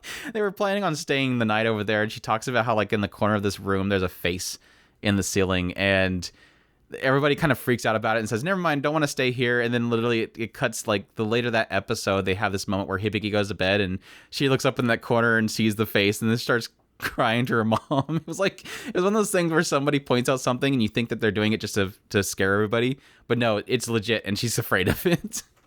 But so far all the characters have been great. Sonia was fantastic too. I loved her introduction. She like came to go see Kana, and Kana's like, I don't know who this person is, and she's like, oh hey, who are you? I'm Kana. And she's like, okay, well come with us. Sonia says, come with us, and then they start walking and Kana just bolts the opposite direction. She chases her down and says, why did you run away? And she's like, because I'm not supposed to be around strangers. She's like, that's really good advice, but don't run away. It's like so funny. It's like this whole like acknowledgement of, yeah, if a stranger tells you to come with them, you don't do it. That's literally what your parents should tell you. But then like, but don't listen to your parents. But it's good advice though. It's really funny. So it's been fantastic so far. Like visually, it looks great. The characters are great. The chemistry is fantastic. Besides, like I said, some repetitive humor around Reime. Everything else has been fantastic. Music's great. Everything. It's really kind of the surprise hit of the season that I think this will probably be the one that most people are probably just completely overlook, and we'll probably talk about it quite a bit. I mean, it could drop off, but so far it's been really excellent, and I do look forward to jumping back into it. So it's definitely a huge suggestion for me. It's kind of one of those rare. And see, this is where the thing is. Like, this is one of those rare originals that starts out really strong. It could fall apart going forward, but it has the potential of being like a really solid original that I think people should check out. I think this one is, as it stands right now, it feels like it's doing a calm episode, then an intense episode, then calm episode, intense episode, and calm episode. Because the last episode was sweet, but it didn't do anything that fantastic. Whereas the third episode, freaking insane. I don't know. The second episode broke me. Well, yeah. Such a strong ending. It's one of those where I can think of intense moments in, I guess episode 2 and episode 3 were kind of more intense, but you see what I'm saying. The fourth episode was kind of a more just sweet, cutesy episode where certain things were happening to kind of play into the characters a little bit more, but it wasn't an intense episode like the third episode, which you will see when you do watch it. Yep. That's Halo Girl. Definitely a suggestion. Moving on, we have Tomodachi Game. This one's streaming on Crunchyroll, running for 12 episodes, done by Studio Okuruto Noboro. This one's the source is a manga. The genres are drama, mystery, psychological. Series composition by Kenta Ihara, who did Miroko-chan, Tsukimichi Moonlit Fantasy, and Saga Tanya the Evil. This one follows Yuichi Katagiri, and Yuichi Katagiri is kind of a boy who's kind of scraping by. It does seem like he has money problems, but even still, at the very beginning, it shows us having him kind of trying really hard to earn a lot of money because his classroom is going to be having this big field trip, and so everybody has to pay their part for the big pool of money that will kind of get everybody on their vacation. Seems like everybody else is kind of doing well. Makoto seems to be like a guy that has plenty of money. Everybody else seems to have gotten the money together that they need for it. It kind of zones in on Yuichi's friends, which we have Shiho Saragiri, who kind of seems like she is the class rep, and then you have like the assistant class rep, whatever you want to call it, Makoto. He's like, again, like more of a rich kid. Then you have Tenji and Yutori, who are also in this kind of group of friends. At some point, it seems like that money goes missing. Somebody stole the entire classroom's money, so you have Shiho and Makoto are kind of up in front of the class apologizing for losing it. They're going to try to figure out, what happened to it. They're obviously trying to figure out if somebody has stolen it. Obviously, people start throwing blame around, including to Yuichi, who was the one that is hard on money, obviously. The following day, you find out that Shiho and Makoto don't show up to school, so everybody obviously start to wonder if they just stole the money and ran off with it. But that evening, Yuichi ends up receiving a letter from Shiho saying to come to the school front gates at a certain time, and he arrives there, and everybody's like, okay, we're here, Yuichi, what do you need? Well, he's like, well, no, I just got a letter from Shiho. Well, apparently they all had gotten letters from each other saying to come meet at this gate, and then they get attacked by somebody who kidnaps them and takes them all to this kind of abandoned building or this abandoned school place, whatever, this kind of like death game kind of thing where they get locked up somewhere and they have to play a game. So, but this isn't a death game per se. This is a debt game. I don't know. Eventually they could die, but some people do claim that debt is the same as death. If you get enough debt, you're pretty much dead. But yeah, it kind of is laid out to them by this Manaba-kun, who's kind of like Chucky mixed with Bob the Builder, this creepy looking doll guy that apparently is from some television show. He comes out and explains the whole situation to them, that there is one of the friends, what these kids who were all like apparently super friends, one of these friends has a large amount of debt. So in order to work off this debt, they can all play this game together where they will all have a portion of that debt. And as they play the game, part of that debt will be kind of chipped away until eventually to the end, they can not have that debt anymore. And it seems like quickly they start to try to figure out who is the person that has this debt that won't tell anybody else. They're kind of thinking, well, whoever stole that money could have been that friend to pay off that debt. But it does seem like they try to sidetrack it and say, look, we shouldn't be trying to figure that out. Let's just play this game, get rid of this debt, and move on. Because we're friends, right? So they start playing games that will essentially pin them all against each other, because it's kind of instilled upon them very quickly. Just so you know, nobody that plays the Tomodachi game wins if they don't trust their friends.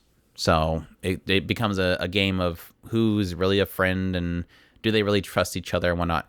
The first game they play is kind of like a Kokuri-san, where they all have to put their finger on this coin and it goes to yes or no.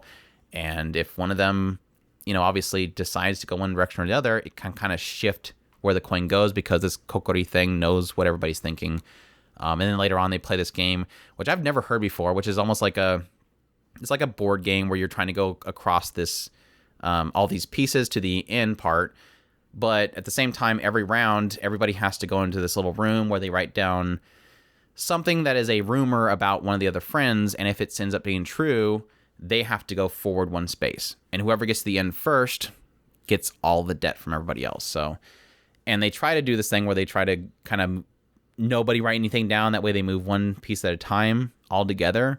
But then it ends up accruing a ton of debt on them, because each space can be another amount of debt. So yeah, and then they start to really kind of, everything kind of hits the fan at that point, in my opinion. So the first game kind of really felt like it was Yuichi thinking that somebody's trying to work against them, like one of them is not a friend that's trying to ruin everybody else. But the second one really does seem like everybody's starting to air out their issues with each other through the whole truth system of writing down rumors and stuff. So thoughts? You actually watched it? I thought I was gonna go thoughts. No, I didn't watch it. I am absolutely. Let me put this out. I don't like Bob the Builder. I don't like Chucky or Bob the Builder. No, it's one of those weird things where I am absolutely enthralled by the psychological game that they're playing here. I absolutely love the kind of delving into the mindsets of these characters as they deal with this effectively undermining each other, which is making them feel like each one of them are against each other. And I wonder if the end goal of this entire game is to actually ultimately, like Andrew is saying, you cannot win this game if you don't trust each other or something like that. And I think that that's a fascinating concept of, if you really stop and think about it, all of these games are in some way, shape, or form both undermining the trust of each other, and at the same time, ultimately, they can bring them together in a different way, airing out their grievances, but at the end of the game, I mean, if you still like each other, you will actually be stronger friends after all of this is done. So it's this kind of weird mix of both. Yes, at the same time, it's a bad thing, and at the same time, it's actually technically a good thing. So it's a fascinating dig into the psychological mindset of this. On the downside, I'm not sure I much care about a lot of these characters. It's a big problem. Yeah, these characters delving into their mindsets is cool, but at the same time, I don't like any of them as it stands right now. So I'm of two minds of this show. I really am definitely going to continue this show unless they start getting really crazy dark. But as it stands right now, I like the delving into the psychological thinking of a lot of these characters. Yeah, I kind of figure it's going to end one of two ways. Either it's Yuichi makes them all believe that he's like the best friend of theirs and their greatest ally, and then he just betrays them all and takes all the money. Yeah. Or it's going to end with pretty much everybody having, shown all their grievances so well that their friendship is like rock solid. Yeah. Like it's like I mentioned before, the second one where this crap hits the fan, the second game, it really kind of made me believe like the only way I can see this ever ending well, because again, they point out you will not win this unless you trust your friends. It comes out to be one of those things where they air each other's grievances so well that they are comfortable with each other because they never got that out. And they finally got it out and they realized, hey, now that that's out there, let's move on kind of thing. Like the idea that if you have a really bad fight with a friend, sometimes you can come out being stronger than ever. Like you've hashed it out and you've done that, and you're able to move on. You know what they're thinking. It's no longer a question anymore. And I think I can see it doing that, but I probably lean more for the first one. It's just going to make him, betrays everybody. It hints very early on that Yuichi has two mindsets. He has, now again, I'm assumption it hasn't really said specifically, he's had a father who was all about money and a mother who was all about friends. And every time something happens, he thinks about two of those different sides of the coin. The father saying, the most important thing is money. And the mother saying the most important thing in life is friends. Make many friends kind of thing. So he's obviously conflicted. But no, my original thought when I first came in this show is the biggest problem that I have with this show is it's all about the bestest of friends play a game of friendship. And I'm like, I don't believe any of these guys are actually friends. Like, because it threw them so quickly into this quote unquote death game, I never got a sense that they were really friends. I mean, they hung out with each other, and all I know is that they hung around with each other in a classroom at some point and talked about how they got the money together for this trip. And then I get these little insights into, okay, this girl trusted this girl with this secret that she had, and this other guy listened in on it. That's all I got for the idea of them being friends. I've never really gotten a sense that they're close to each other. And that's been kind of my struggle that I've had with this show, is that I don't like the characters. I don't think they're friends. I don't think they've ever been friends. And so I don't really trust that they can be in this competition about the closest of friends. So it still needs to sell me on that. And in like 3 or so episodes of it, I don't think they've sold me on that quite yet. And that's my struggle that I have right now. And then when they got to the point where, I don't know, where we find out one of the characters is a super creeper that likes to stalk somebody and has been essentially bugging them his entire life, because apparently all he does all day, every day is follow this girl around with a tapping device. It's like, okay, sure, I believe it. Let's go along with that. I guess I'll follow you along with this whole story. It's kind of a struggle in that regard. Now, the side of so-and-so's really, his father has been a playboy his entire life, and so that automatically that means he is too. Okay, obviously. It's a struggle in that regard. I think the only thing that's really going to save it, and I think often cases with these kind of, again, death game type of things, it's always been the idea that what ends up being the draw in the end, because yeah, you technically can't get enough time to really get characters. Usually with these stories, they have to throw you right into the death game because that's the hook. If you had, 15 chapters of developing the characters before the death game begins, nobody would ever start to read the story for the death game. Is it a slice of life or is it a death game? Yeah, exactly.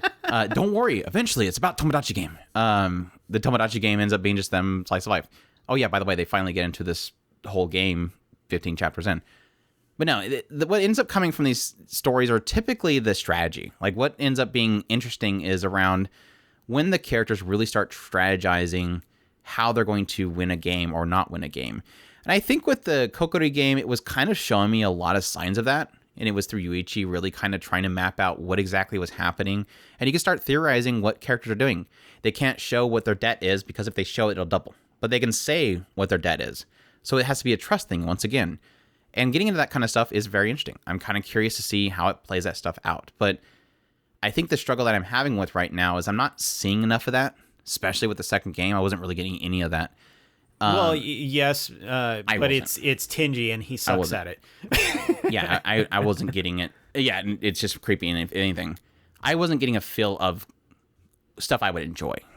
So all I was getting, especially with that second game, is just that these people just need to all kill each other.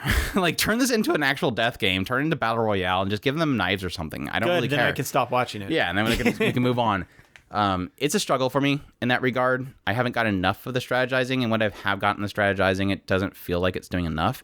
And it's kind of odd that everybody seems to know what Yuichi's thinking. Like every time he figures something out, it's like everybody goes, oh, "He's figured it out, hasn't he?" It's like, wait, did they read his mind? I guess Kokori's reading their mind for yes or no, so maybe they all can read his mind. I don't know. Well, it's funny. I mean, going into what Andrew was saying, the kind of and I had mentioned Tenji's doing it in this game, but he sucks at it. It literally is this. The first game, it was literally Yuichi trying to kind of effectively manipulate the game to the best of his ability, and then now Tenji is doing it, but he sucks at it. And then you have the two girls that are watching from the monitor room, and oh yeah, well, is Tenji really the one that's running this game, or is it so and so else? And it's like, I do like that, but at the same time, like I said, it's one of those things is it enough and that's one of the things that I kind of want to see the next part of the game if we can ever get out of this stupid bad mouthing game, then we'll actually, it'll be interesting to see what the flavor of the next game is and see, then I can then we may be able to kind of see, okay, is this, what direction are they going? I just hate that we'll have to be 10 episodes in when we finally finish up the bad mouthing game. I'm already feeling like a big twist is going to be that Yutori is going to be like the big bad guy. Like, honestly, if you watch the OP, they have a lot of fun with doing a kind of perspective of people's faces changing to the masks, to what's behind the mask, and everybody has kind of a devious side. The only one they don't do that in the OP with is Yutori. She's the bullied girl. She's everybody's being mean to me. Everybody's betrayed me. She's like the super submissive girl. She's going to totally be the big bad guy. I was kind of surprised when they revealed what happened with Tenji. I was like, I was kind of assuming it was Yutori, but eventually we're going to get Yutori's big reveal. So I don't know. We'll see. It's been good though. It's not the bad. The show's bad. I know I've been pretty mostly negative on this, but I typically do that with a lot of these psychological type of shows because they sometimes get a little bit too far into the derpy twisted faces, and people are like super over the top, unbelievably dark or whatever, that it usually throws me off. So I hope that eventually turns around to something really interesting, but so far it's like the Tomodachi Game about people that all hate each other and they're not really friends, that all want to kill each other, it seems. So we'll see. Tomodachi Game. Check that out if that's interesting to you. In the heart of Kunoichi Tsubaki, or Kunoichi Tsubaki no Mune no Uchi. This one's streaming on Crunchyroll. The ultimate death game. Yes, exactly. This one's streaming on Crunchyroll, being done by Studio Cloverworks. The source is a manga. The genres are comedy.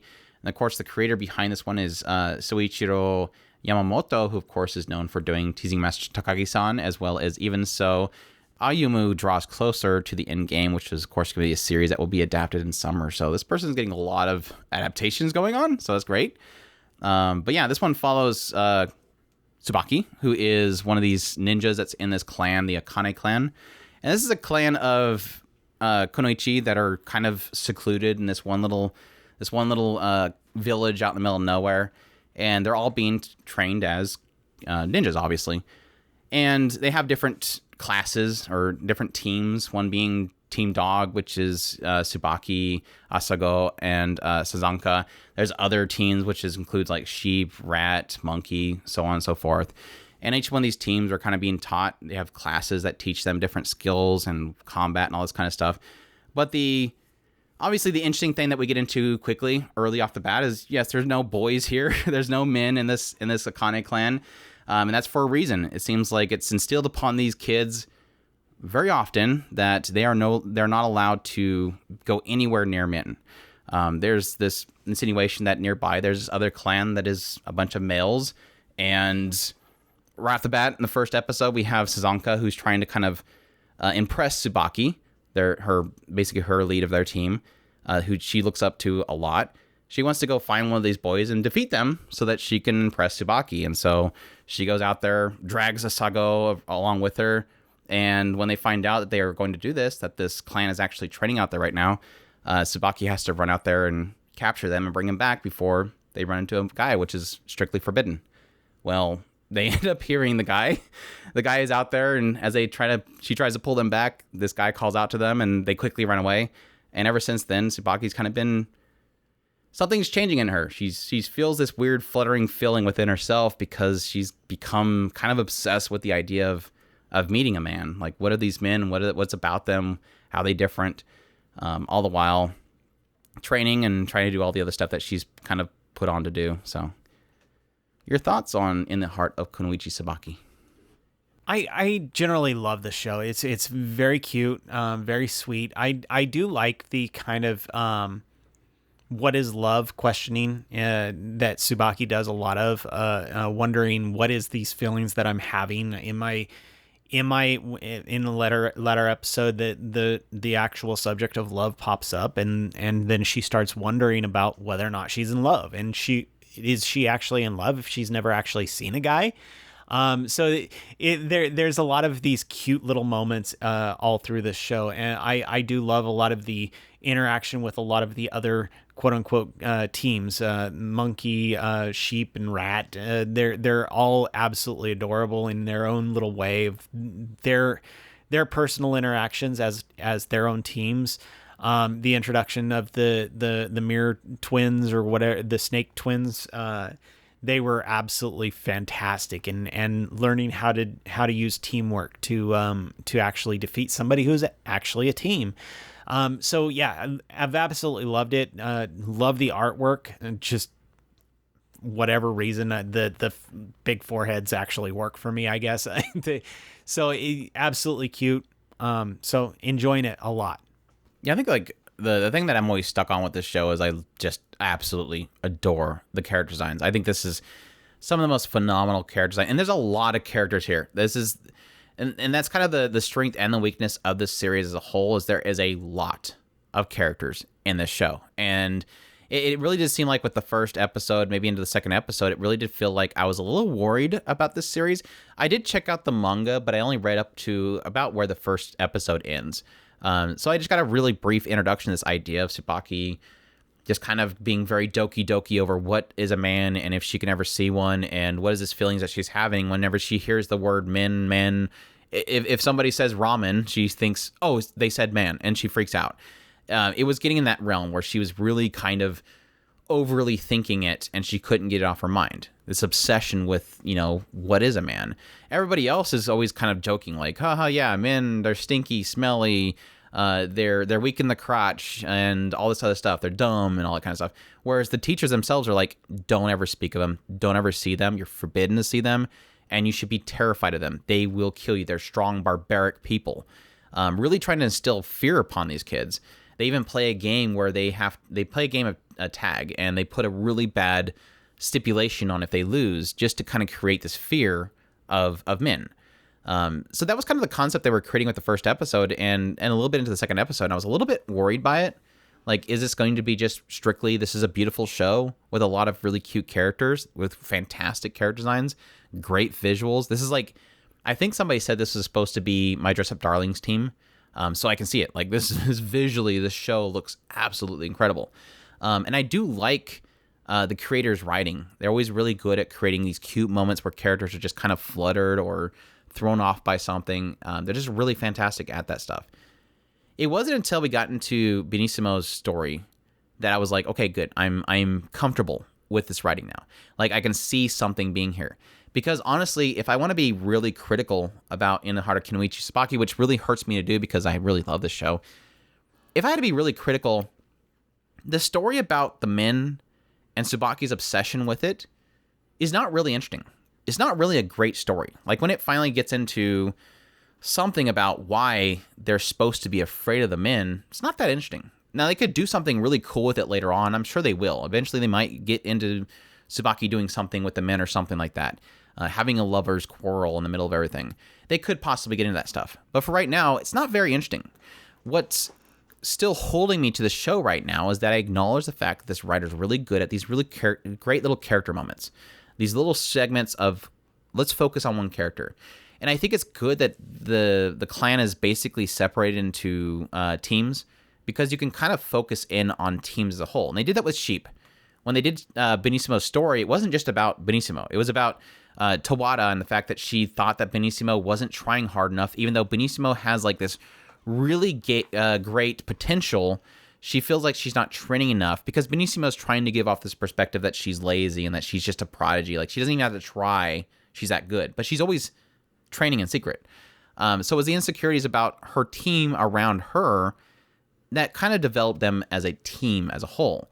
But still having these moments where they do kind of technically dive in on one specific character. They had a whole segment on Monkey's leader, Mokurin, and how she's overworked, basically. People rely on her too much. So it really does, so far, seem like a lot of this focus around this series is going to be on fantastic visuals, great character designs, and fantastic character moments. Like, just a ninja clan and getting into each of these characters as ninjas and the shenanigans that happened. But like I said, being super critical, I can probably honestly say that, like, probably the overall story is probably not going to be that impactful. They could do something cool, but so far, the draw for me is the characters. And the characters are a lot of fun. I really enjoy being around them. Asuko is a dork, always cares about food. Sazanka is a dork. She's just obsessed with Tsubaki. Like I said, Benissimo's story was fantastic. Hard worker that doesn't want to show it. Mokurin's just an absolute sweetheart. She just wants to help everybody, even though it wears her out. So I'm enjoying it. And again, like I said, I'll acknowledge the fact that it's a lot about the characters themselves. So we'll see if it does something more interesting in the overall story as it goes on. But yeah, that's In the Heart of Kunoichi Tsubaki. Definitely check that out. Deaimon. This one's streaming on Crunchyroll, run for 12 episodes, being done by Studio Encouragement Film. The source is a manga. This is Our Slice of Life. The series composition by Reiko Yoshida, who of course is known for doing Hike Story, Silent Voice, Liz and the Bluebird, along with Naoko Yamada, as long as Violet Evergarden and Hakume Tomikochi. So this one follows Nagomu. I always say Nagomu. Nagomu. Nago. I'm just gonna say Nago from now on, because for some reason I always get the U and the O mixed up. Nago, essentially, when he was younger, decided after he was really interested in his family's sweet shop. He actually really, really loves sweets, like to like a terrible degree. Like, when they sell sweets, he basically tears up and says goodbye to them like they're a loved one or something. But at some point, he overhears his grandfather talking to his father about how, you know, Nago should probably go off and do something else. Like, he's probably not fit to, you know, take on this family business. It'd be better off if he went and did something else with his life. And after overhearing this in secret, he decides, okay, well, I'm going to do that. I'm going to go pursue my ambitions of being a musician. So he ends up going to Tokyo, getting into a band, doing a lot of performances, never really taking off. And then at some point, after 10 years has kind of passed since he left home, he gets a phone call or a letter from his mother saying that his father is in the hospital. And so he quickly drops everything, rushes back home, where come to find out his father's just fine. He was just had it was a hemorrhoids or something like that. But even still, it's kind of instilled something upon Nago that, you know, the aspect of mortality kind of hits him. Like, you know, my father's not going to always be around, so I should probably, you know, come back home, you know, take on the sweet shop and inherit it from the family. Well, his father's got different plans. He's actually, this girl named Itsuka showed up at some point. Itsuka, this girl, 10 years old, when she was a little bit younger, she came there with her father, and her father just left her. Her mother's dead. Her father abandoned her there, and so they've been taking care of Itsuka. Well, his father is kind of like, well, Nagamo's father is like, yeah, this girl's going to be the successor. She's a lot more harder worker. She's very passionate about her work. She's going to be the successor. So it kind of turns this whole thing where, yeah, which one would be the successor, but more so about Itsuka, her really trying hard to fit in with this place because she doesn't want to be abandoned again. So she works really hard so that she's not a burden upon the people around her. She takes this seriously. She doesn't think, she actually looks down upon Nagamo because, again, she feels like he abandoned the place. But in actuality, like I said, he felt like he wasn't supposed to be there. But he's now coming back and he's trying really hard to take on this stuff. So, your thoughts on Deaimon? I have a lot of basically feelings about this show. Feelings? Yeah, there's so many things in this show that's just there's packed. Tons. It's just all packed in here. It's like, you know, those things where you put a whole bunch of little spring things and you open it up that just all blows up and you don't know what happened. What? The spring things that you put what? Yeah, you put them in a box and then you open up the top of the box and all the springs pop out and they fly everywhere. Anyway, I really do love this show. Let me say that first off. There's a lot of things in this show of, I basically have kind of put this as the show about healing. It's not a healing show per se. It's just a show about healing. There's a lot of things in here, that are kind of unspoken, things that are, for instance, Itsuka and her relationship with Nagamo. You get this feeling of, oh, well, she doesn't like him because he's abandoned the shop. Well, yeah, that's part of it, but there's more to it than that. She's lashing out on him as this kind of, almost a stand-in for her father, while she still is going out and hunting for her father. She has these kind of abandonment issues that she's kind of forcing on Nagamo. And there's so many different things just involved in that interaction by itself.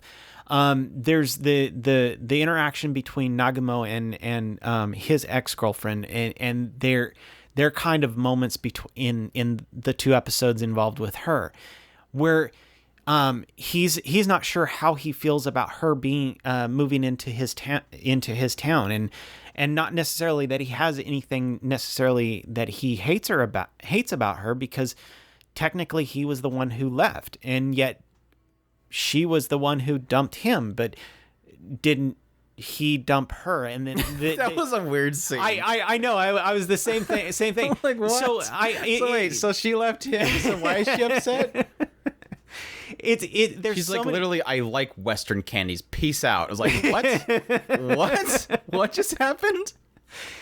So there's so many things involved in that, and I love these character moments that they have. The last episode was an interesting one, and I kind of loved that it mixed both acceptance and at the same time illusion and all of that all involved in one little quick storyline, and how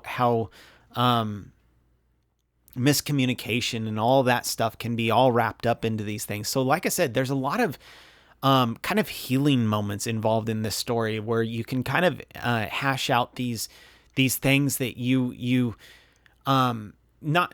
probably these personal relationship things that you probably haven't really thought about, but seeing things from different angles and different perspectives is really really cool in this show, and I really do like it for that. I think this show is basically the embodiment of wholesome slice of life that you're probably not going to find anywhere else this season. I mean, yeah, you'll get wholesomeness and stuff in things like Miss Sachiko or something like that, but this is literally the one that's like, if you're looking for a solid slice of life that has that that warmth in it and those wholesome moments, this is going to be the one. I don't think it's, so far for me, it's not gotten melodramatic. It hasn't even gotten high dramatic. It's been very, very subtle drama beats that kind of push these certain character moments with the characters as they go along. It's very laid back in that regard. And I have been really loving it for that reason. It does feel very comforting to watch the show.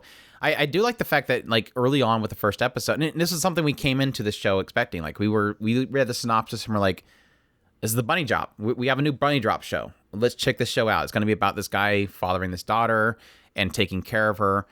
That's kind of the sense that we got from it. But what it kind of turns into is, like, early on with the first episode, it has the mother pretty much go, hey, Nagamo, look, Itsuka's father abandoned her. She could really use a father figure. You're about the right age. I mean, you're probably the same age that her father is. You should take care of her. And it felt like that was going to be what it would turn into. This guy that's, I don't know, he's pretty close to his 30s, but he's taking care of this 10-year-old. And it doesn't really turn into that. Like, Nagamo rushes in there to help her with the situation. Like, at some point, these guys get really angry at her and end up calling in this big, huge order. And so she takes it upon herself to be responsible for it. I'm going to go on the streets and sell this stuff so that we don't lose money. And so she does it. He tries to stop her, like, look, stop. You don't have to do this on your own. You know, you're too young for this. We'll handle it, kind of thing. And she's like, age has nothing to do with responsibility. I'm going to handle the situation and fix this. And she rushes out there. And again, to help her, he rushes out there and makes himself did up and look like a goofball, like he's out of some commercial and playing his guitar and draws in the crowd, and they sell it all together.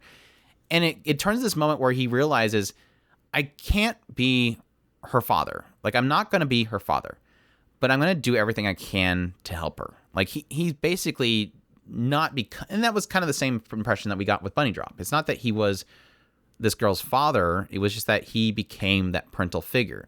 And I think that's kind of what they're doing with Nagamo, because he's technically a dork. Like, this dude is like he's kind of one of those kind of people that, kind of like us, he's an adult, but he still doesn't get rid of his goofy nature. He still wants to have fun. He's still a dork in true nature. Like I said, he still freaks out every time they sell something. They can't have him be at the cash register because he starts to bawl his eyes out and scares away the customers, because it's almost like he's, you know, every time he sells one of these things, he's losing a child.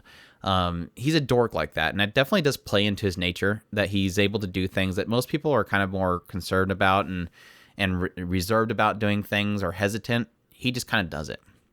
And that kind of turns into a really likable character that you get out of him. And it's because, like I said, she's a really solid character. They picked his voice actor perfectly, by the way. Yeah.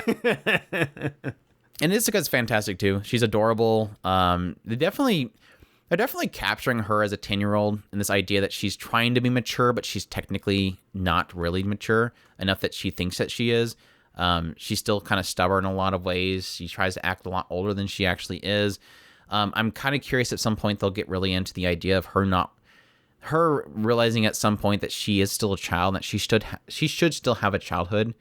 Typically with stories like that, that's at some point you're going to have to get into that whole idea that, you know, take a break, you know, enjoy your childhood while you still can, because her focus right now is so much on not being a burden that she's become a worker. She's become a 10-year-old that's already working full time outside of her schooling. So, with overtime. Yeah. She's fantastic though. I think she's adorable. Love her character. It's like all the characters I love them. I like except for her father. It's because father can die in a fire. I'm sure they'll try to explain him. He's trying to do something, but so far he's the only bad guy because obviously he abandoned Itsuka. But everybody else has been fantastic. I was a little worried getting into. I haven't watched all the way through. I think the recent episode. I don't remember. I do kind of see there might be a problem with, because there's such a big cast. It does feel like every episode it's trying to dive into different characters that we've never met before. Like with this, technically with the episode with, I didn't mind it so much because it was Nagamo's girlfriend, which technically we should have gotten into eventually. But well, actually, I don't think they really mentioned her in the first episode. It was just like, I don't know where. Oh yeah, by the way, he was in a relationship, and by the way, she's mad. But it does feel like every episode they're just kind of introducing a character and then getting into them. And so I have a little bit of a concern that it's going to be too focused on just introducing characters out of nowhere and then just getting into them. But it always kind of interweaves some developments of Nagamu and Itsuka at the same time. So I'm not too worried about it. But that's my only current concern, is that there's too much focus on random characters they're introducing that it doesn't focus on the core story, which is the kind of the draw for it. So, but anywho, I'll trust it though, because Reiko Yoshida is fantastic. So I kind of trust her to kind of weave the story together really well. But I've heard a lot of positive things about the manga, so I have nothing but positive expectations for the series going forward. So, yeah. Great cast, great chemistry, some great comedic points, by the way. Some of the comedy points where it really kind of ramps up are a lot of fun. Like this whole point where they basically hypnotize the father so that he doesn't know what was going on around them because Itsuka disappeared at some point. Was really funny. But yeah, we'll see where it goes from here. But that's Deaimon. Definitely, if you're looking for a slice of life wholesome show, look no further. So, yep. Moving on, we have Summertime Render or Summertime Rendering. This one's streaming on Disney Plus in some regions.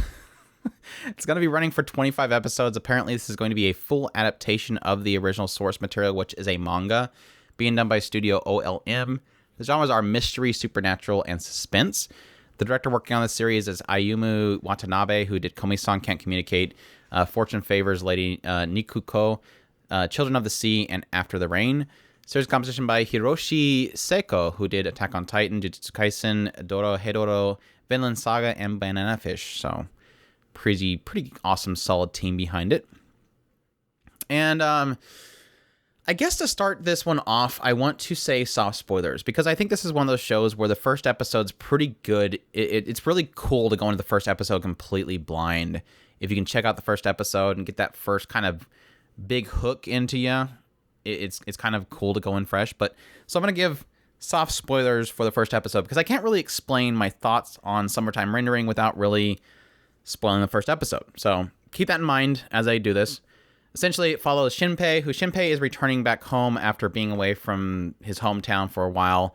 He's going back home because there's a funeral being held for Ushio, who's technically is like almost like a sister, because apparently when his parents died 10 years ago, Ushio and her family brought him in and kind of took care of him. So again, kind of like a brother-sister kind of thing there. But essentially, Ushio's passed away. They're having a funeral for her. There's claims that she basically drowned trying to help this girl who was out in the ocean and kind of trapped. And she rescued the girl, but at the same time ended up drowning. So they're having a funeral for her. Shinpei goes on a boat all the way back to this island where his hometown is, comes there for the funeral, meets up with Ushio's sister Mio. The two of them go up and they go to the funeral. Come to find out, at the funeral, as he's talking to one of his friends, Shinpei discovers that something is a little bit curious about Ushio's death, because they performed an autopsy on her. And what they ended up finding was that she had strangle marks. Like, she was strangled. She did not drown. And so that brings up a big question mark of, did Ushio drown, or did somebody actually kill Ushio? Well, following this, as time goes on, they end up finding out that this one family that was at the funeral, the family of the girl that Ushio saved, they go missing. And as Mio is kind of panicking a little bit, Mio talks to Shinpei about the fact that there's these doppelgangers that they kind of heard about, that this girl that Ushio saved had seen a doppelganger. And she heard about this mystery, about this shadow that apparently is this myth about the area. And they're confronted by this guy named Nezu, who is a hunter, traveling hunter.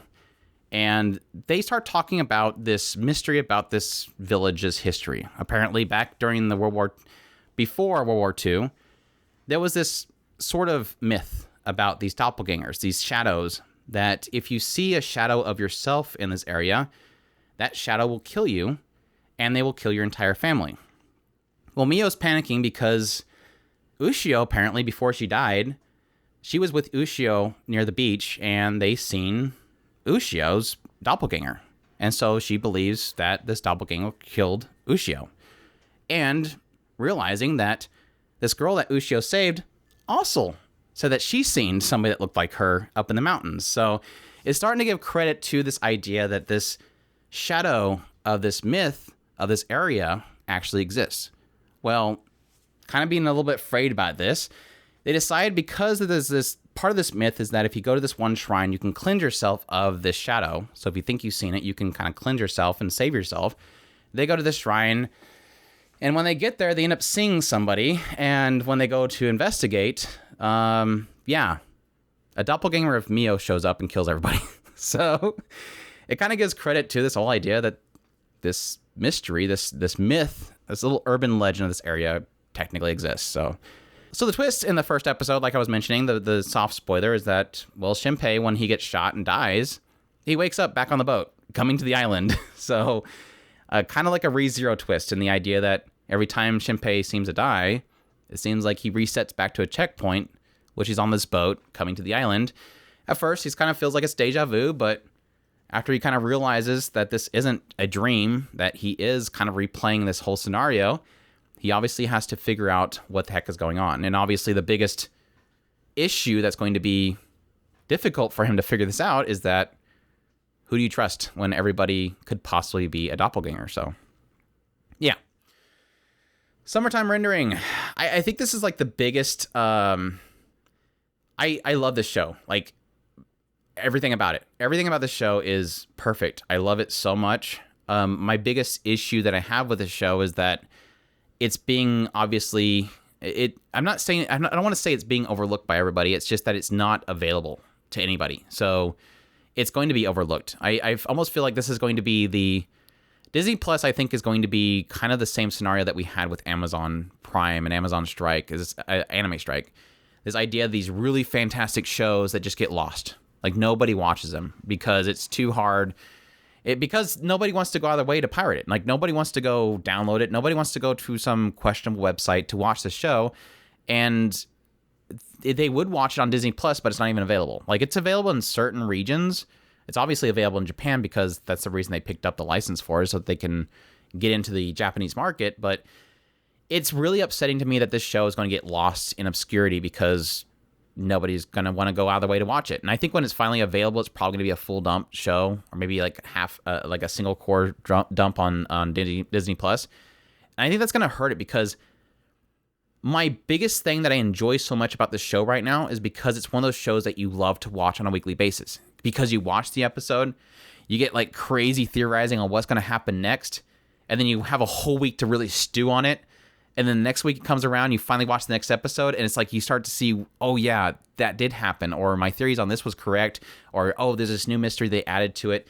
They answer some questions, they create new questions, and then you have like a whole week to really think on it again. I think that element is lost if you, in the end, are probably just going to end up binging the whole thing. Like, if it's a full dump and you just binge the whole thing, you kind of lose that episode by episode mystery that was technically in the original manga. The original manga releasing chapter by chapter, and I'm betting everybody had a lot of fun really speculating on what was going to happen next. I don't think this is going to be as fun of a show if it's a full dump binge watch, because I think the mystery is what makes it so much fun, because that is literally what I love so much about this show. I think this show does mystery perfect because it creates the questions, it gives you hints, it has these moments where characters kind of notice something, like they're at the funeral. For example, they're at the funeral and a flash happens in the funeral. Obviously, that's something you don't do at a funeral. You don't take pictures at an open casket funeral. It's inappropriate. And so everybody's noting, like, who did that? Who's taking pictures? Don't take pictures in here. But we don't see who took the picture. And so you question, like, what was that? Like, why did they point that out? There's obviously something important about that. Skip forward. You have another moment where somebody, like this one character, as somebody leaves the room, they click their tongue. And you're like, wait, why did this character just click their tongue? Obviously, they were upset about how people respond to this. So I start taking mental notes. Like, as I'm watching these episodes, I'm taking all these notes about these little subtle things they point out. And then sure enough, in the later episode, or next episode, they'll show you why that was important. And so you almost feel rewarded because you took note of that, and it makes sense now. Now they've revealed this. They answered this question, but then they'll create like 5 more questions. And it's mystery perfection. I don't think it's been a long time since I've watched a show that's so good at creating mystery. And I know that, like, when this show was first airing, I think the first episode aired, obviously a lot of people were like, this is ReZero. And I'm like, ReZero is a good way of explaining the show because of the reset aspect. but it's definitely not ReZero. I think ReZero is a good way of explaining it to the new anime fans because most people know what ReZero is. So it's really easy to say, yeah, it's basically ReZero. My better example would be Higurashi When They Cry. I think this is pretty much like Higurashi When They Cry because Higurashi When They Cry has a reset aspect. It has a kind of a secluded village aspect. They have a urban legend aspect to it. A lot of that stuff's in it. Plus, yes, Higurashi has quite a bit of mystery in there as well. ReZero does as well, but ReZero is more about the world itself and the clans and the sins and all that kind of stuff they're getting into, or the witches. This one's more grounded, but with urban legend twist to it. And I'm just eating it up. I love the characters. I think Shinpei so far has been pretty solid. He's kind of a thinker. His whole thing is he likes to take a step back and really examine what he's doing and what he just did. And so I think that's going to be his unique aspect. Mio is pretty cute. Tangirl, best girl, obviously. There's been plenty of fun screenshots coming out for her. She's obviously really into Shinpei, but she's obviously in this situation very terrified. It hasn't really gotten too much into many of the other side characters. A lot of it's really been Shinpei trying to get his footing on the situation and figure out what he's going to do. But it's been fantastic so far. They just had, out of nowhere, Ryukajimiya popped up in the show, and I'm like, cool, cool, Ryukajimiya. But I'm loving it so far. And they're having these points in which it sets what would you call it? Like points of absolutes. Like these are points that he has to do every time if he does reset again, that he needs to make sure he does because they're like pinnacle points of it. And I like how it's playing that out. I'm really curious how it's going to go on for 25 episodes, but like I said, it's supposed to be a full adaptation, so I have a lot of high expectations for it. I hope it doesn't drop off, but so far, every episode of this show has been a perfection. This is easily so far becoming my anime of the year, just by these first few episodes. So I hope it keeps solid. And I'm really sad that it's not available on Disney Plus really anywhere. I hope that they correct that because this is a show that I don't think people should miss. It's phenomenal. So yeah, cannot wait for more. Really great. Summertime rendering. Try to check that out if you can. I hate it because it's literally what I don't want to do. I've never been a fan of this idea of trying to encourage people to pirate or try to find other sources because I don't really like that. We've never really grandstanded. We've never been on a high horse and said that we'll never do it or anything like that. What bothers me so much about it is that it's one, like I said before, I don't think this is going to be a binging show. This is a show that's going to be so much more fun for people to watch episode by episode and talk about it. I think that if it ever does like a full release dump on Disney Plus, I'd probably like to get our Discord together and just do like watch an episode each day, like do a watch along. Because like I said, I think a lot of the fun is in discussing each episode. And from what I do, I'm too afraid to not watch this now because I just know somebody's going to spoil something. Now, granted, the manga readers haven't spoiled anything yet, so that's good. But I can see this being one of those ones where somebody's going to throw a screenshot up and it's like, oh crap, thanks for spoiling it. But I have so many crazy theories on this show already. So if you're watching it, definitely check out my videos. But yeah, that's Summertime Rendering. I'm going to stop. Moving on. Demon Girl Next Door, Season 2, Machikado Mazoku to Chome. This one's streaming on High Dive, being done by Studio JC staff. The source is a manga. Genres are comedy and slice of life. And for those that have not watched Demon Girl Next Door, shame on you. Shamiko is great. You should be watching this show. It follows Shamiko, who at some point she pretty much awakens as being a demon girl. One time she finally, I guess, matures to becoming one, and her mother reveals to her the big secret that her family is a bloodline of demons. And Daddy's over there. Huh? And Daddy's over there. Oh, they didn't reveal that until like the end of the first season.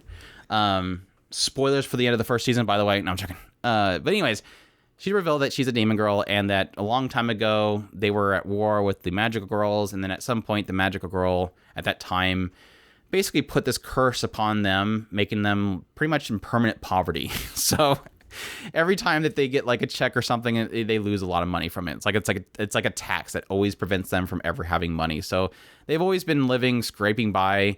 And now that Shamiko is awakened as being this demon girl, she decides, I'm going to take down the magical girl and have her remove the curse so that our family can finally live normal.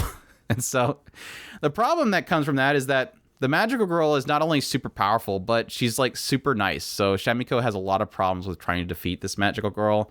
And kind of funny because the magical girl is so nice that she decides to try to actually start to train Shamiko. So the magical girl being so nice trains Shamiko to help her get stronger to defeat her. It's absolutely bonkers like that. So yeah, and getting into the second season, we're at the very end of the first season, we really start to open up the story, which is very surprising to me. Like the first season was like super cute. Shamiko's cute, goofy, fun. Watch these two just be adorable together.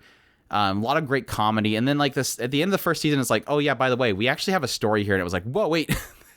I didn't think this writer thought this out this much. But no, they actually had a story that they were kind of throwing in here, talking about Momo's sister and the origins of Shamiko's curse. Yes, the identity of Shamiko's dad. But then getting in the second season where, yes, we did some goofy reintroductions to the characters, but then now we're actually starting to go, okay, well, let's try to find Momo's sister. Try to find out the truth behind everything that happened many years prior to Shamiko and everything. So that's been really interesting. So your thoughts on the season so far? So far, it's doing really good. I love the kind of increasing the bonds between the main characters, especially Shamiko and Momo and like Andrew was talking about. Don't forget Mikon. Mikon as well. I absolutely she likes everything salt, sour, everything. She wants everything to have lemon in it. I really do love the interactions of Shamiko trying to they take, for instance, the diary of Momo reading through the diary and finding this kind of note that Shamiko's greatest ambition is to make Momo smile, and Momo is trying to help Shamiko to fix her quote unquote curse and ultimately find her sister, while at the same time bringing back Shamiko's papa. There's so many things that are going on in this show that I just truly love, that are just truly wholesome, and yet kind of from this weird perspective of the kind of demon lord / magical girl perspective of that they really don't hate each other as much as the world kind of puts them into hating each other so much. Yeah, and that kind of spills into the whole backstory of a lot of stuff, is that whole aspect of that expectation between the two of them being warring sides, but there was actually like something that kind of shifted in the perspective of a lot of people. And yes, technically Shamiko's trying to jump back into that, and technically Shamiko's sister is always trying to help her have some super diabolical plot. Like her sister always looks up to Shamiko as, yeah, you should get stronger, and then you can employ this, and then you're gonna be a great demon lord or something like that. It's always really funny. But yeah, just this show has always been about this great chemistry between the characters that is always so wholesome and just adorable, but at the same time hilarious and just like these great shenanigan moments. And it was always kind of put together, especially with the first season and additionally in the second season, with some great adaptation by JC Staff, which these great, voicing cues and sound effects and stuff in the background. They just pulled off so well. And Shamiko's Seiyu, Momo's Seiyu, they're just everything comes together to be just this perfect chemistry of everything, pulling it all together. I will say the only thing that I've been a little bit miffed by with the second season is that the pacing is just breakneck speed out of nowhere. I went back and checked the first season, and I don't feel it there, but with the second season, it feels like they're really they kind of chilled out a little bit. I think like in the second episode and stuff, but overall, it feels like the pacing is going a lot faster. The skits are going bam, bam, bam. They're just jumping from skit to skit very quickly. And I don't know that it's not that it's ruining it, but at the same time, it doesn't feel like the first season. It doesn't feel like it's letting the jokes really settle. I can agree. It doesn't, I don't know that I would say it's breakneck, but it definitely feels disjointed. The skits were a lot more smoother between skits in the first season, whereas in this one, it feels like we're going boom, boom. It feels like they went from like adapting a full manga to adapting a 4-comic manga. Yeah. Like it feels like it shifts the scenes so quickly. Whereas the first one, I think they interweave them a lot better to where it transitioned from scene to scene. This one, it feels like just scene change. We're doing this now. Again, it's not ruining it because it's still fantastic. Like the show is still fantastic, but it doesn't feel as solid as the first season felt. How they managed to put together. And again, I don't know if that's just they're trying to get a couple jokes out of the way so they can get back into the main story. We'll have to wait and see, but it's still really good in the end, though. Yeah, I mean the jokes are still the great jokes. It's just you notice a difference in the way it's shifting is the best way to explain it from my perspective. Like I said, the only thing that it ruins is when it doesn't let the joke set for a second. Like it doesn't let you react to the joke long enough. It just kind of cut scene, next scene. But yeah, some really adorable moments with Shamiko this season too. Like the whole thing where she was trying to make Momo laugh or smile, so she comes in there with a big gigantic fork, and then she gets embarrassed because she just did something really goofy. It's so good. I love it. So yeah, it's still fantastic. If you have not watched Shamiko, if you have not watched the Shamiko Next Door, please go watch it. Demon Girl Next Door, the door is just, it's absolutely priceless. It's definitely one of those shows that it doesn't get enough attention, and I still love it to death, even still. So it's good though, because like with the season coming up, we've seen a lot of people that were pretty jazzed about it coming back, and I'm like, oh yay, we have lots of people in our community that's really excited for it. I'm glad I have other people to talk about it with. Yeah. So we just skip this one. I think it's pretty common. I think most people are on the same page with this. The Rising of the Shield Hero, second season, Tate no Yusha no Nari Agari, season 2. This is streaming on Crunchyroll, running for 13 episodes. I think it's running for 13 episodes. I think that's the only information. But yeah, this one, who doesn't know what the story's about? It's basically a guy gets transported into a fantasy world along with some other warriors. They're all like warriors of different types. Like there's a spear warrior and bow warrior.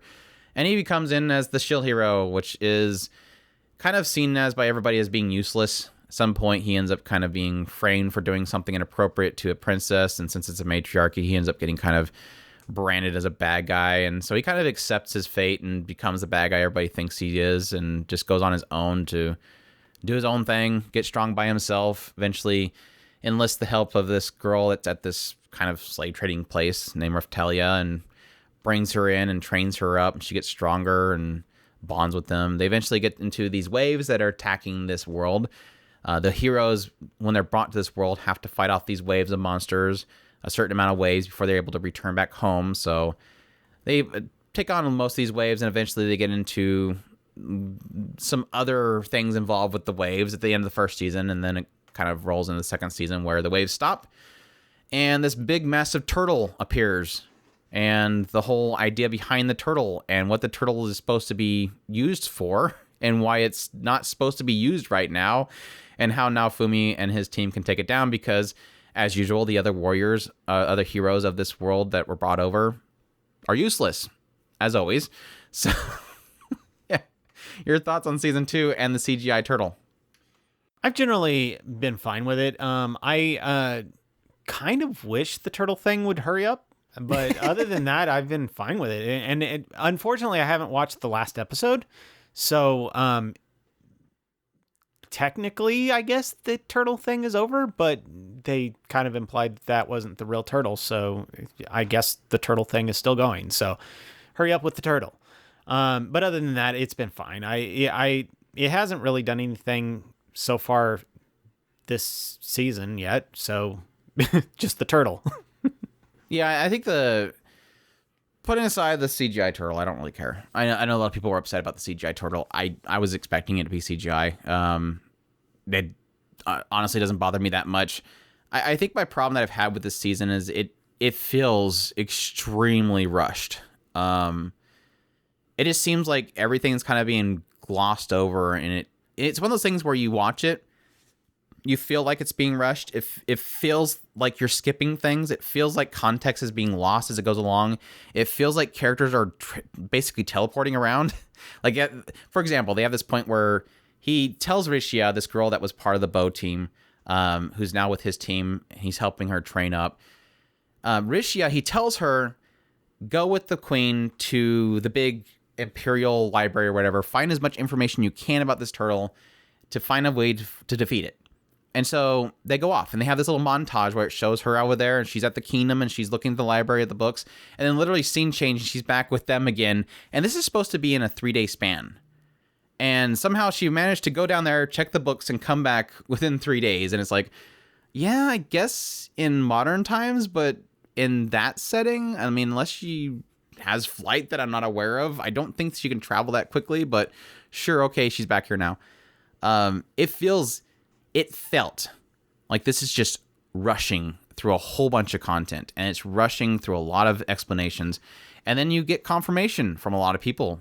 Yes, based on the light novel readers, this is rushing through a lot of content and skipping a lot of stuff. And it's like, okay, it kind of confirms how I feel, which is that I'm not getting anything out of this because it's trying to rush the story so fast that I'm not getting character moments. I'm not even the introduction of Rishia was technically around the first season. She was abandoned by the bow hero because she was not strong enough. She got a little bit of development with the first couple episodes, but even with like Ost, who is this familiar from the turtle, is like, I'm getting a little bit of quirkiness from her, which I kind of like. This idea that she was introduced as this person that's this familiar that's trying to fit in with humans to trick them and get information, and now she's trying to help them stop this because it's not supposed to be happening like this. And you get this little goofy quirkiness about her where she's kind of thrown off because she thinks she has the great information, but everybody's like, yeah, we figured that out already. But overall, I'm not really getting too much out of her. I feel like we're not really getting much character moments from the characters, and a lot of the action is just kind of a big hordes of CGI bats or a big turtle thing and the usual fanfare. Nothing really fun or entertaining or interesting that's going on so far. And like I said before, I think that's because it's just rushing too much through this content. So. And that could be very well why I want to see the turtle thing over already, is because I'm not getting anything out of the turtle thing. That might be the frustrating thing. That might be just what it is that all of the most important stuff is in the side things like Andrew was talking about that should have been happening. Maybe we would get a little bit more out of Rishia if we went to the kingdom and explored the books with her and stuff like that. So yeah, and maybe it's trying to push those character moments into places it shouldn't be. I think it's just really one of those things where I honestly, something very important must be happening after the turtle thing, though. I hope. I don't know. I mean, I don't know if you've seen the war they ran back into the team of adventurers that were from the first season or not. I've been pretty clear to most people that Shield Hero kind of dropped off for me after the first core. Like when it started getting into the whole like church guy coming after Naofumi and the big fight they had in the crater and all that kind of stuff, it kind of dropped off for me, but it was still enjoyable. But this arc so far has just been blah. And I think it's this one. Sometimes I talk about so many shows with so many people, like you're talking like 30, 40 shows with so many people. I think this is the one where people were saying that this was supposed to be like one of its weakest stories is the turtle thing, and that it's like they may be trying to get past that quickly so they can get into the next part. I don't even know if they're going to be able to get into something after this. Honestly, they've already kind of uncovered the mechanics of the turtle and why it's there and what could be happening. So I can kind of see where that could be interesting. How they're going to interweave the adventurers from the first season into that is a big question mark, and maybe that'll get interesting from that point on. But so far, just with the first 3 or 4 episodes, it has not been working. It is, and I do want it to work. I do want it to do some really good stuff, and I hope it does. Reintroducing a lot of the concepts that were kind of very interesting from the first season, like the fact that I forget what her name is. Fitoria is this great being that literally told Naofumi, if you do not work with the heroes, I'm gonna kill you all so we can get new heroes. Like we're just gonna wipe you off the plate and just get a new spoonful because you're obviously not gonna work for what we're gonna face. And if you're not gonna work for what we're gonna face, you're gonna lose, and we can't lose. Those kind of concepts have always been interesting to me. The unreliableness of the other warriors that I'm hoping we eventually get into, where we can finally start making them purposeful to the story, is stuff that I'm still into. It's just I don't know that I care. Like I almost wish that they would skip the stupid arc. It's one of those things that the world it is frustrating if this is, because the turtle does seem to have a very fascinating mechanic. The cool thing about this world, It's basically a stopgap. yeah, The turtle is a stopgap if the warriors fail.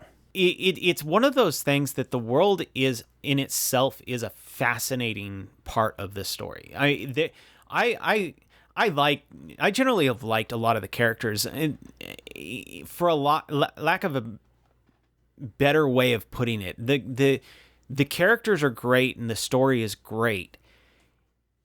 I don't know. Maybe it is just simply because they felt that this part was weak and they couldn't shove it, or they couldn't move it along fast enough because it is a necessary evil to the story.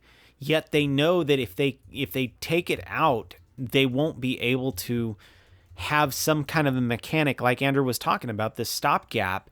It in itself is a cool concept. I wish they would dig into it, and maybe they did in that whole library part, but we won't never know unless we read the books, I guess.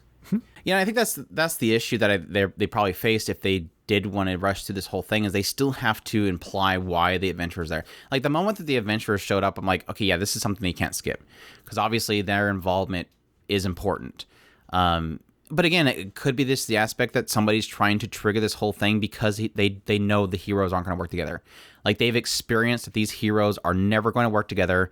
So obviously, let's just skip to the end. Because if the turtle is essentially the way of basically saving the world if the heroes can't do their job, and they know the heroes are never going to do their job and work together, why not just trigger the endpoint? Like, this is not going to work, trigger the endpoint. Now, my argument to that is that you still let them try and then do the trigger point. But again, if the adventures are involved now, I can easily see them just wanting to ruin the whole thing. Now, the theory that I have with the adventurers is that why would they use a turtle? Because unless they're just trying to just end all life and they figure that's the easiest way to do it. I guess that works, but we'll see if we ever get into them. But anyways, I want it to work. It's kind of not working. I love seeing Reptilia again. Enjoy seeing Fido again, all that kind of stuff. But it's just, I want it to work because I think the Rising of Shield Hero has always had some really interesting concept behind it, and I think it's a really great, unique take on the isekai genre. Not just the revenge isekai or the bad guy, the outcast one, because I think we've gotten so many here recently that it's not as fresh anymore, but I do want it to work in the end. Honestly, I really do. So we'll see though. Rising Shield Hero Season 2. We'll see where it goes. Science fell in love, so I tried to prove it. Season 2. Or Reki ga koi ni ochita no de shome shite mita heart. This one's streaming on Crunchyroll, run for 12 episodes by Zero G, based on a manga. Basically follows a bunch of scientists who are falling in love and trying to figure out if they can prove it. How's the second season? Oh, we've gotten into kind of moved past. Well, you just picked up where we left off in the last They fell in love and they tried to say. I literally had like three words to my synopsis, and Chris is like, "Yes, it picks up right where that left off." Good one. I would like that, Chris. I strangely enough, going into the second season, I don't know why I found it a lot more enjoyable to go back to after having sat on it for a while and kind of just came back into it, and it felt a lot more refreshing than it did last time. Last time it felt very stale in its delivery of it, basically taking a concept. Well, it will in a lot of cases, it's more tropes and stuff like that. Sometimes it will actually be things that are in real life. These are things that happen. Like the wall slam and checking heart rates and stuff. Well, that's more tropes and stuff like that. But at any rate, they take a lot of those things and then they just kind of play with them and then explain some kind of science-y stuff after it.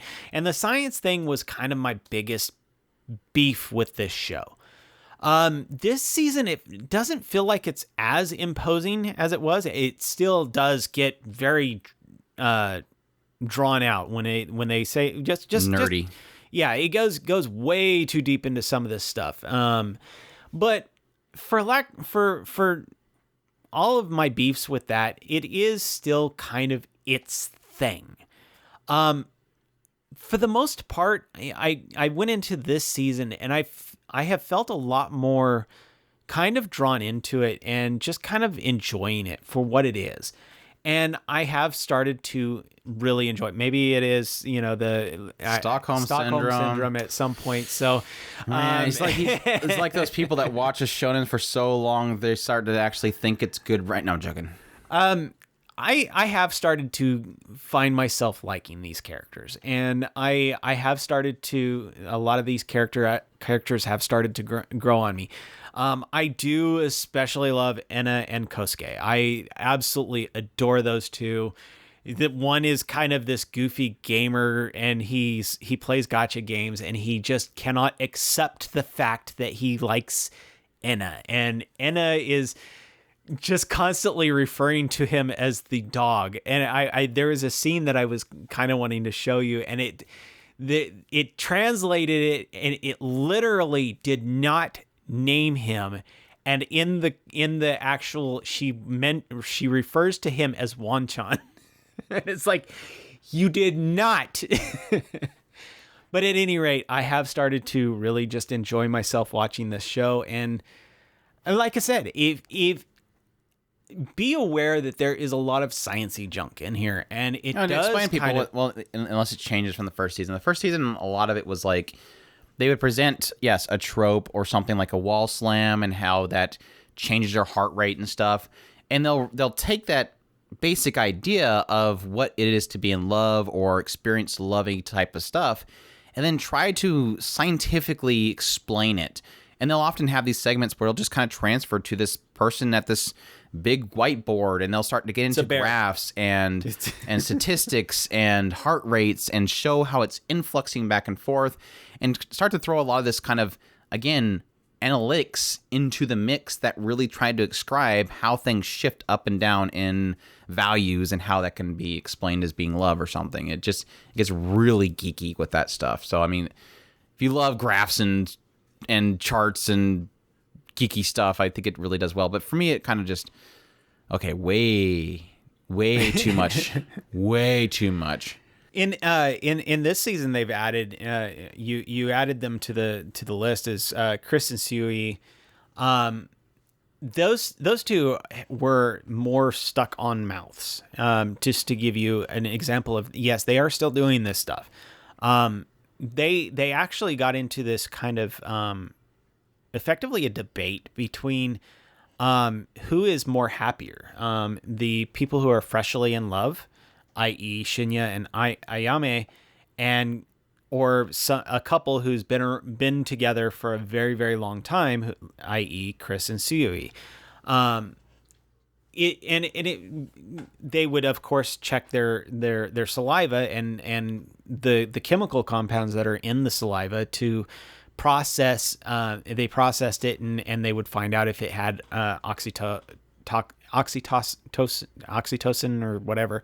And you get the idea. A whole bunch of chemicals in your saliva, and happiness chemicals versus stress hormones and all that stuff. That's the stuff that this show does. Now, like I said, name it Stockholm Syndrome if you want, but some of the jokes are actually starting to land. Maybe they are getting better at the writing at this point. They're getting a lot more solid. It just doesn't feel like the science is as imposing as it used to be. And yes, it is still there, but it's not as imposing. Cool. Science fell in love, so I tried to prove it. Season 2, Heart. Our last one we have is Kaginado, returning for Season 2. That's a couple characters. It's just a few characters. Man, this guy was a star of my live stream last night. 4 or 5 shows worth of characters. Sanahara. I was doing Twitch live stream of Klana playthrough, and Sanahara, dude. Anyways, for those that don't know, Kaginado is essentially a crossover series. Chibi-sized characters all being thrown into one same world. And yes, those different characters from different worlds are the worlds of key properties. So you have Clannad, Air TV, Canon, Little Busters, and even Angel Beats, spoiler. They're all being brought to the same world, and they're all just kind of existing, and they just kind of play off a lot of tropes and jokes surrounding each character, pairing them up for similarities based on the different visual novels they're from. So if you're a fan of any of these key visual novels, it's definitely a fun watch. We kind of mentioned it with our review and discussion about the first season. I would keep in mind that if you have not really at least watched the anime for these particular shows or these visual novels, you might want to avoid it just because technically with the first episode, it spoils the ending to pretty much all of them. So make sure to watch Clannad, Air TV, Canon, Little Busters, Angel Beats before you jump into the series. But it's a lot of fun. It just really feels like it was the case with the first season. And I feel like it's the same with the second season is they just love making fun of their own stuff. They love making fun of the fans. They love making fun of the ideas that people come up with after watching the series or reading the visual novels. A lot of the conversations that the fandom has around certain characters, they love poking up at that stuff. They even had finally, with the second episode of the second season, they finally had one character stand up and say, "My gosh, what is with this key property and everybody dying?" I loved it so much. I was afraid that you were gonna know that that Kaginado had popped up, and I'm busting up laughing the entire episode. Just the references to why are we all in this situation, and it's like, yeah, I feel you there. That is hilarious. It was too dorky. They even had Makoto was like, he even saved me, and I don't want to say it.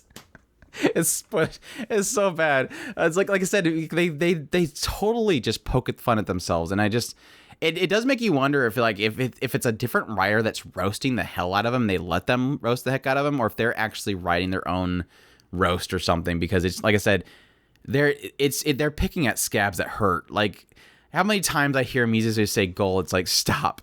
Just stop. Like, the first season was torturing me with that. Like, that's like a scene that just absolutely wrecked me. It was easily one of the first scene that I've ever watched in an anime that literally had me bawling my eyes out. And it's like, now they're making fun of it. It's like, stop it. How dare you? But it's like so funny.